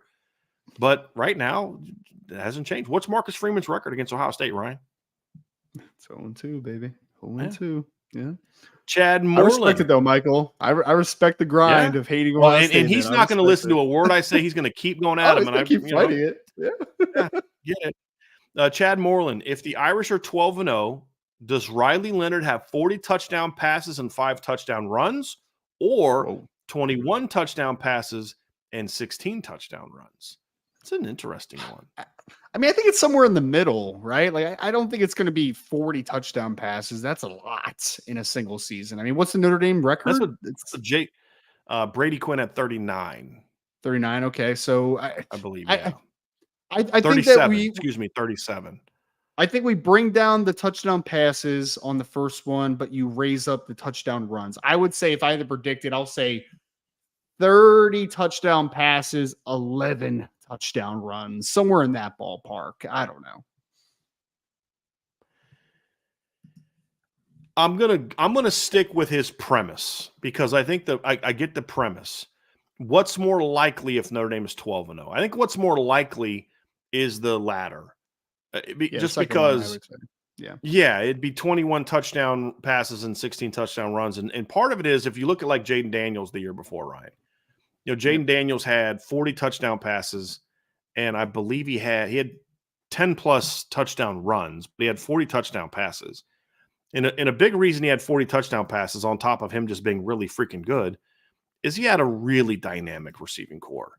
I think Notre Dame has a chance to have a pretty good receiving core. I think they have a chance to have a top 10 to 15 receiving core this year, which is pretty good for Notre Dame. I like the talent at receiver, and I made my case yesterday that the receiving position has been much better than people think it's been. But they're not going to be Malik Neighbors and Brian Thomas. There's nobody on the roster that's that. Could Cam Williams eventually be that guy? Yes, he could eventually be a Brian Thomas type of Malik Neighbors type of impact on the team, but he's not going to do it as a freshman. And so that's where I kind of look at it and say, I don't see that happening. I don't see them having that, which means there's going to be a lot of situations where, I mean, Ryan, by the way, as a true freshman, Malik Neighbors had 28 catches for 417 yards and 4 touchdowns. It's a pretty good freshman year, but that's not what he was in 2023. So I don't see Notre Dame having 40 touchdown passes. And when I talk about stats, just so you all understand, I'll say it again, I'm looking at it from a 12+1 scenario. I'm not talking about like if they play 60 games, because if they play, or 16 games, they play 16 games, I don't think he's going to have either one of those stats. I could see him having 40 touchdowns and 13 rushing touchdowns, right? Or 16 rushing touchdowns and 28 passing touchdowns because they played 15, 16 games. So looking at him from 12+1, I just think his skill set's going to be such, Ryan, that in a lot of those 8 to 15-yard slot fade corners that they were throwing touchdown passes last year to Malik Neighbors and Brian Thomas are going to be more Riley Leonard runs this year than they were. Because, as dynamic as Jaden Daniels was for LSU last year, Ryan, as a runner. I mean, he rushed for more yards last year than he did the year before. He went from 885 in 2022 to 1,134 last year, but he had one fewer touchdown rush. Why? Yeah. Because they had a lot more of those 8 to 15 type touchdown passes because of the jump that Brian Thomas had. And obviously Malik Neighbors was a special player for them last year. But Malik Neighbors had 14 touchdown passes. Brian Thomas had 17. And they weren't all bombs. I mean, they were lethal on that 18-yard slot fade last year with him and Lacey. And they were lethal on those things, not just Neighbors. So I don't see Notre Dame hitting as many of those. So I think it'd be more likely that a lot of those turn into Riley Leonard running it in type scenarios. And so, or Notre Dame having to score a lot from inside the 5. Because if you go back and break down LSU last year, they got stopped inside the 5 a lot to where they'd have to throw on 3rd or 4th down because they could not run the ball inside the 5-yard line. Because as you know, Ryan, they had one healthy tight end almost all year. And he's an okay blocker right now in his career. I think he'll get better, but he's right now just kind of an okay, because he's a true sophomore. I mean, he's a young kid in Mason Taylor. Yeah. I mean, there were times last year, like when they played Florida State, go watch their first goal line series. They literally brought Brian Thomas in and put him on the edge and had him try to block the backside edge. You get into that situation in Notre Dame, you're running the ball in. I mean, you know what I mean? It's just going to be a different situation. And I think Riley will be a part of it. And also Riley Leonard's 215 to 220 pounds, and Jane Daniels was 185 to 195 like the last 2 years. So he's a different type of runner. And so I think that's why I think it'd be much more in the 21 to 16 area when I think of a 12-0 type of regular season. Mm-hmm. Andrew Gilmore asks, if Connor Wegman is healthy, is he a legit QB, and what QB would you compare him to? I haven't really thought about a comparison to him, Ryan, but I'll say this. Let's look at it this way. Is he a legit QB? I think that's an easy one. If he's healthy, yes. He's a legit QB. He's a talented quarterback, but here's the thing, right? Mm-hmm. He's got like 9 career starts in 2 years because he's been banged up so much. That's the problem. I mean, he's not dependable for the long term. Obviously, we're going to see him against Notre Dame. I mean, maybe he gets hurt during that game, God forbid, but I mean, we're going to see him obviously for that game. So he's very talented. I mean, he kind of hits all the thresholds you want at the position. He's 6'3", 215. He's got a good arm. He's a pretty solid athlete as well. And he's been productive when he plays. It's just always comes down to the health. But yeah, I mean, he could be a top 10 quarterback in college football this year. I wouldn't be shocked if he stays healthy. It's just going to be about if he can stay healthy or not. I hope he stays healthy because he was one of my favorite quarterbacks in his class, and he's fun to watch. And I want Mike Elko to have success. I just don't want Mike Elko to have success in week 1. I have a lot of respect for Mike Elko personally and as a football coach, and I hope that he goes 11-1 next year. I just hope that one loss is in the opening game of the season. So, can we see Connor Wegman's the key to that, Ryan. Yeah. But Connor I will say Wegman's this. the key to that. I do think Connor Wigman's kind of a weird fit with Colin Klein. I don't know. Maybe I'm wrong about that, but I always think of more dual threats with Colin Klein. And Wigman's a solid athlete, but he's not a guy that's going to be running QB power or a bunch of zone read. Like, he's not that type of guy, I don't think. But yeah, I think he was not that at Texas A&M. But if you go back and watch his high school film, I think you'll think that he was. He was a pretty good runner in high school. But cute, like for the read zone stuff. The injuries he's had, there's no way in heck I'm running him on a bunch of quarterback power. There's no way. Right. Yeah. But read zone stuff, RPO stuff, I think he can do some of that. So there'll have to be some adjustments to the Colin Klein offense a little bit, in my opinion, to get to that point in time. So great question. We're not going to be able to get to all of them, guys, but we're going to get to a few more here real quick. Here's an interesting one, Ryan. Andrew Gilmore, if you were the athletic director at Notre Dame in 2016, would you have given Brian Kelly another shot, or would you have moved on? I probably would have given him another shot with the stipulations involved. I mean, look, here's my opinion on Andrew of Brian Kelly for a long time, right? I think Brian Kelly is a good football coach. Do I think that there was a self-created ceiling on Brian Kelly? Yeah, I think he created that himself 100%, right? But I probably would have given him another chance just because I still think that there's good there, and I would have just wrote it for one more year and see what happens. But there would have been stipulations, which there were stipulations involved, right? Like get rid of the defensive coordinator, figure some stuff You have to out. hire coordinators, right? Right. So I probably would have stuck with him for another year, but man, it wasn't too long after that, though. It was only a couple years after that, even though they were winning double-digit games, where I was just like, man, I'm just not here with this I'm anymore, done. bro. Like, After I'm done with 19, I this. was completely 100% done. After 19, 100% done. I would have fired him, Brian, but that's because you know who my replacement for him would have been back in 2016. It'd have been Jeff Brom. He was coming off of his third year at Western Kentucky. They'd gone 22-5, I think, the 2 years before. Dynamic offenses. I've always been a big Jeff Brom guy. That would have been the move I would have made.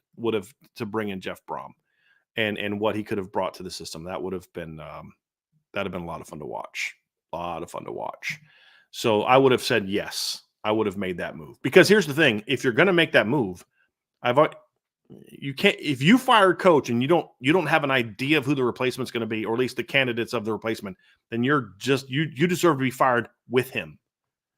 You have to have a good idea, because we've seen that happen, Ryan, where teams go into these cycles and they're like, well, we wanted to fire this guy, and then we kind of got stuck here and all this, and it's like that's how LSU ended up with Brian Kelly, and they thought they were going to get Lincoln Riley, so they fired Ed Orgeron, and then they got to jump all over and get Brian Kelly, but you better have an idea of who's interested in your job, right. And I would have had a guy that year that I would have gone at. It would have been Jeff Brom. Here's a quick one, Ryan, from Rob Dedoff. With all the NCAA football and NFL rule changes, what do you think of my proposal? If a team does not use all three of their timeouts in the first half, they get an extra timeout in the second half. I don't really have a thought on that. I've never thought about that. I would just keep it at 3, I think. I don't know. I'm not as a former coach, personally. I've thought about it. I like it the way that it is. Timeouts in football are it's a lot different than basketball. Like you need timeouts, you got to do the thing where you get the ball inserted in half court and all this other kind. Football to me is not a sport where when do most teams use their timeouts? 2-minute drill, and because you're about to run the clock out.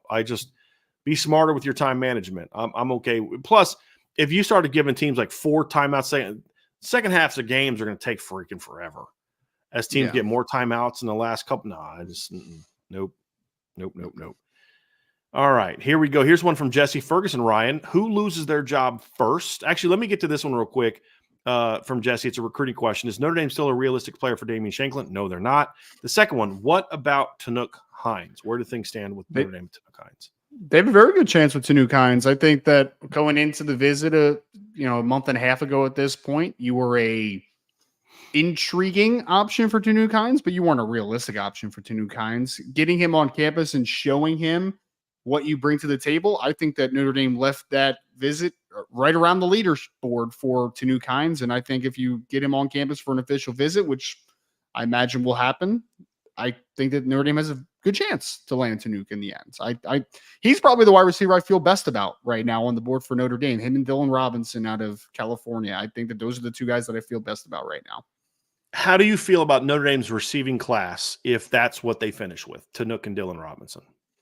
I'm okay with it. I mean, look, it could have been better. There's no doubt about it. It should have been better, but I think Tanook brings a dynamic. I mean, he just ran 10.4 something in the 100 meters. That kid can fly. You need more of that game-breaking speed. And I think Dylan Robinson's really good, man. I think some people are sleeping on Dylan Robinson a little bit. I think that kid's very, very talented. And although Derrick Meadows might have a higher ceiling, he brings the same type of profile that you still want at that X position, right? A guy that could go into the boundary a little bit. So I'd be okay with it. Should it have been better? Yes. Do I think it's a bad class though? Nah, I don't think it's a bad class if you get those two players. I got another one for you, Ryan. First of all, I agree with you. Is it a bad class? Not at all. I like Elijah Burris. You know that. Sean Terry brings you a nice niche. And I actually like Tanook's a lower floor guy because he's still learning how to play football. But when you can run like that and catch like he catches, because he doesn't fight the ball, which a lot of track kids physical. Fight the ball. So that's the other one. He's a tough kid. His ceiling is high, and you nailed it. He brings a skill set they need more of. And then you'd get Dylan Robinson. I actually like Dylan Robinson. I'd never seen this film until recently. I'm like, this kid can play. Here's my question for you. Notre Dame has a big-time season on offense. Put up a bunch of points, throw the ball all over the place. Tanook Hines is already committed. You have 2 kids on the board. They both want to commit. You can only take one. Dylan Robinson or Derrick Meadows? Who are you taking? Because I have a feeling we're going to disagree on this, but I'm hoping that we don't. Oh, yeah. Who are you taking between those two? I would take Derrick Meadows between the two. The no disrespect to Dylan Robinson. Yeah, man, that upside is too much for me to pass up. I get it. I'm taking Dylan Robinson because I don't think Notre Dame can afford a class full of low floor, high ceiling guys. And I think especially in that boundary spot, I think that they're in a situation where they've had so many of these guys like that. I think they need a guy that's got a high floor. And I think he's got a high floor. Do you think he has a high floor though? He was not very productive either. I mean, he only like 500 yards last year. It's not like super that's productive. more about the system that they play in. That's more than Derrick Meadows has in his career right now at Bishop Gorman. Here's my biggest thing about Derrick Meadows. He doesn't catch the ball very well. That's kind of a big thing for me. Like saw him Irish face, he fights the ball. You see him in high school, he fights the ball. That's the biggest scare for me. If he caught the ball better, I'd come around. Because like if Notre Dame gets him, I'm fine with that. Because like you said, elite athletic skill set, huge body, and they need that. For me, if it came down to those two, because I got Tanook Hines, I feel like I got some speed with Tanook. I'd take the guy with the higher floor. And I think Dylan has the higher floor. He's not a top 100 player floor, right? Yeah. Like right now, but he's got the higher floor to me. I'd take Dylan. And I had a feeling we were going to disagree on that, but I was wishing upon a star that we were that one. Yeah, I don't know. I mean, I just have seen too many feel like Notre Dame wide receiver rooms where I'm just like, they just don't have enough talent there, man. And for me, I'll just always defer to the talent in that situation. So. Yeah. Salty Virginia Peanuts. Dylan Faison is a 2026 commit. How did I miss that? Does this mean that he has a football scholarship, but also will play lacrosse with Jordan? Yes and yes. He does plan on playing both. Correct, Ryan? He told you he plans on playing both. But obviously, he's actually coming to Notre Dame on a football scholarship. He's more accomplished lacrosse player than Jordan was, and Jordan was a very accomplished lacrosse player. He had 97 goals this year in 23 games in high school, Dylan. So, yeah, it's pretty good.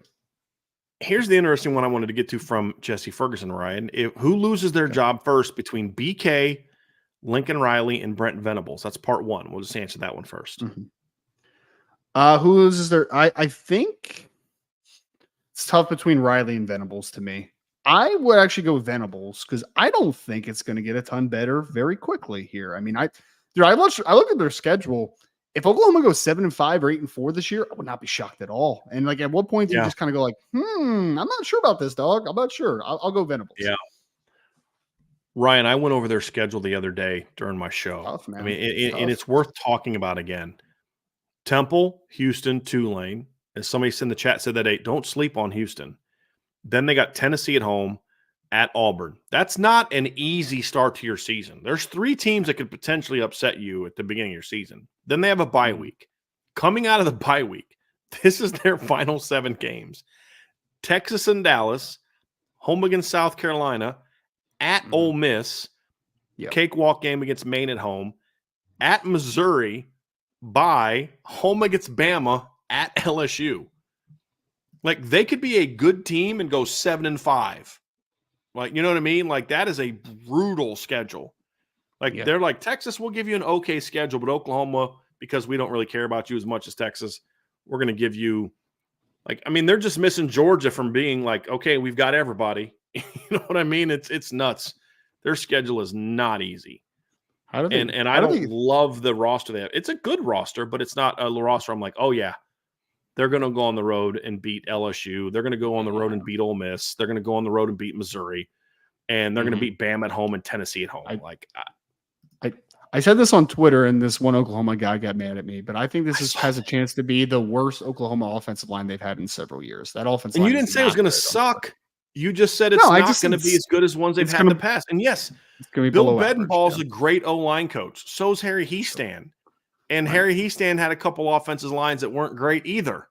You know what I mean? Well, like sometimes that's the breaks. You lose a bunch of kids. You're just in that weird cycle. You know, it's just, you know, they thought they recruited Caden Green. You know, they thought they were going to have him in their offensive line, and he bolts for Missouri. So, yeah. I watched, unfortunately for myself, I watched the Spencer Brown kid that transferred from Michigan State, the offensive tackle, who's going to start for them at right tackle Yeah. this year, it sounds like. And guys, look, I said it on Twitter. Bill Bedenbaugh is a very good coach. He's not a miracle worker, dude. That guy stinks. I mean, what do you want me to say about it? If you turn him into an average player, that is a masterful job by Bill Bedenbaugh, like masterful. Yeah. So yeah, I don't think that offense line is going to be very good. You're going to have a first-year starting quarterback in Jackson Arnold, who was prone to mistakes his first year, obviously down the stretch. We'll see what the uptick there is. They don't have a great running game. I mean, like they have a couple okay little runners, but they're going to be really good at wide receiver. That's awesome. I mean, but can you keep Jackson Arnold upright and can you make consistently good decisions? I don't know the answer to that And right you now. better hope Jackson Arnold is as good as you think he is as well, because he's going to carry them a little bit at times because of that situation. All right, Ryan, here we go. Got Sean Stewart. If Notre Dame was to create a conference, who would join? Let's change a little bit. Who would join? We have no idea. Who would you target? If you were to create a league, hey, we're gonna get back to having a Power 5, and we've got big money people behind us, so we can pay buyouts and we can get teams over the next 5 years. We're going to evolve to this is our league. What would be? What would it be? And let's say it's a 10 team league. Clemson. My gosh, this is a tough question, actually. Man.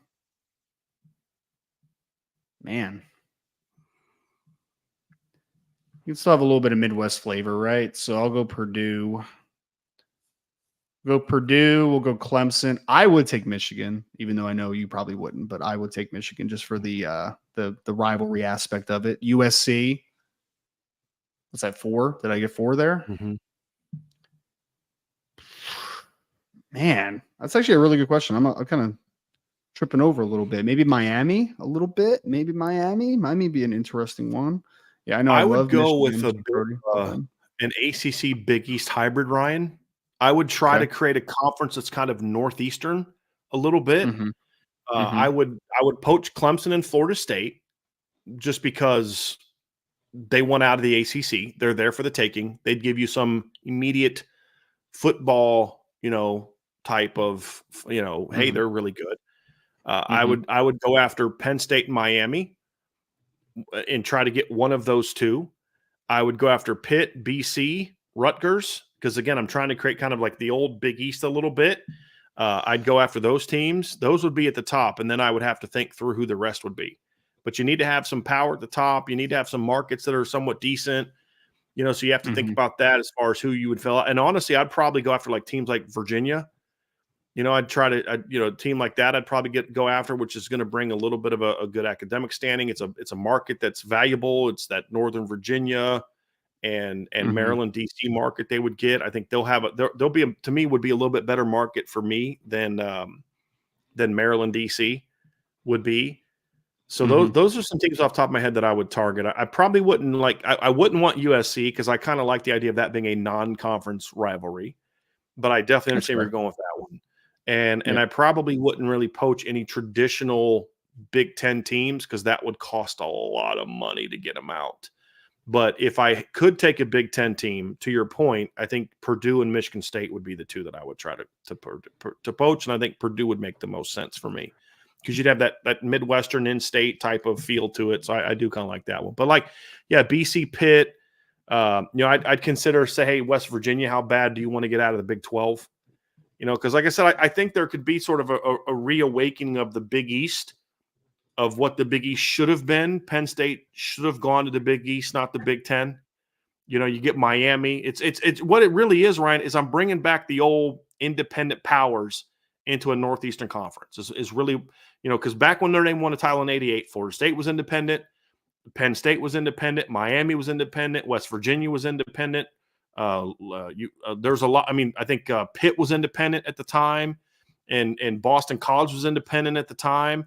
I'm bringing a lot of those teams back into a conference and give me like a Northeastern Conference with a little bit of a Northern flair, and then I'll grab a couple Southern teams, Miami, Clemson, and Florida State, and call it a day. So that's what I would do. So I think that's a good way to end it, Mr. Roberts. So that was a fun one. I'm just going to scroll through here real quick, and I believe we are good to go on that. So Ryan, I took the lead today, but I would love it if you could end today's show. You can end the week with Mr. Roberts signing us off before we get back here. And by the way, so also real quick, Ryan, no live show on Monday. So we may have some recording stuff like that, but no live show on Monday because Ryan's going to be with his family. I'm going to be out of town with my family. We will have a show. I'll have a show tomorrow. So just be on the lookout for that sometime tomorrow. We'll have a show at some point in time. Not sure what we're going to talk about, but we'll have something that we'll talk about tomorrow. But we'll be back Tuesday with a special edition on Tuesday. I don't know if it's going to be recruiting hour or if we're going to go with one of my shows. Ryan and I got to talk about that. But I'm giving everybody the day off on Monday that wants to take it off. So we will not be back on Monday, but we will have something tomorrow. So make sure that you're prepared for that. Now, Mr. Roberts, now you can take us out of here. I was Mace AK said, who's helping me out in the chat. Join the message board, and that is boards.irishbreather.com. Make sure you hit that like button if you're listening to us on YouTube. Subscribe to the channel and hit that notification bell so you know when your next show is coming up. Share this podcast and leave a 5-star review on your favorite podcast platform. You also visit the IB store for the very best merch out there. As always, as Mace AK said, go Irish. I hope everyone has a wonderful holiday weekend. And we will catch you all again very soon here on the Irish Breakdown podcast.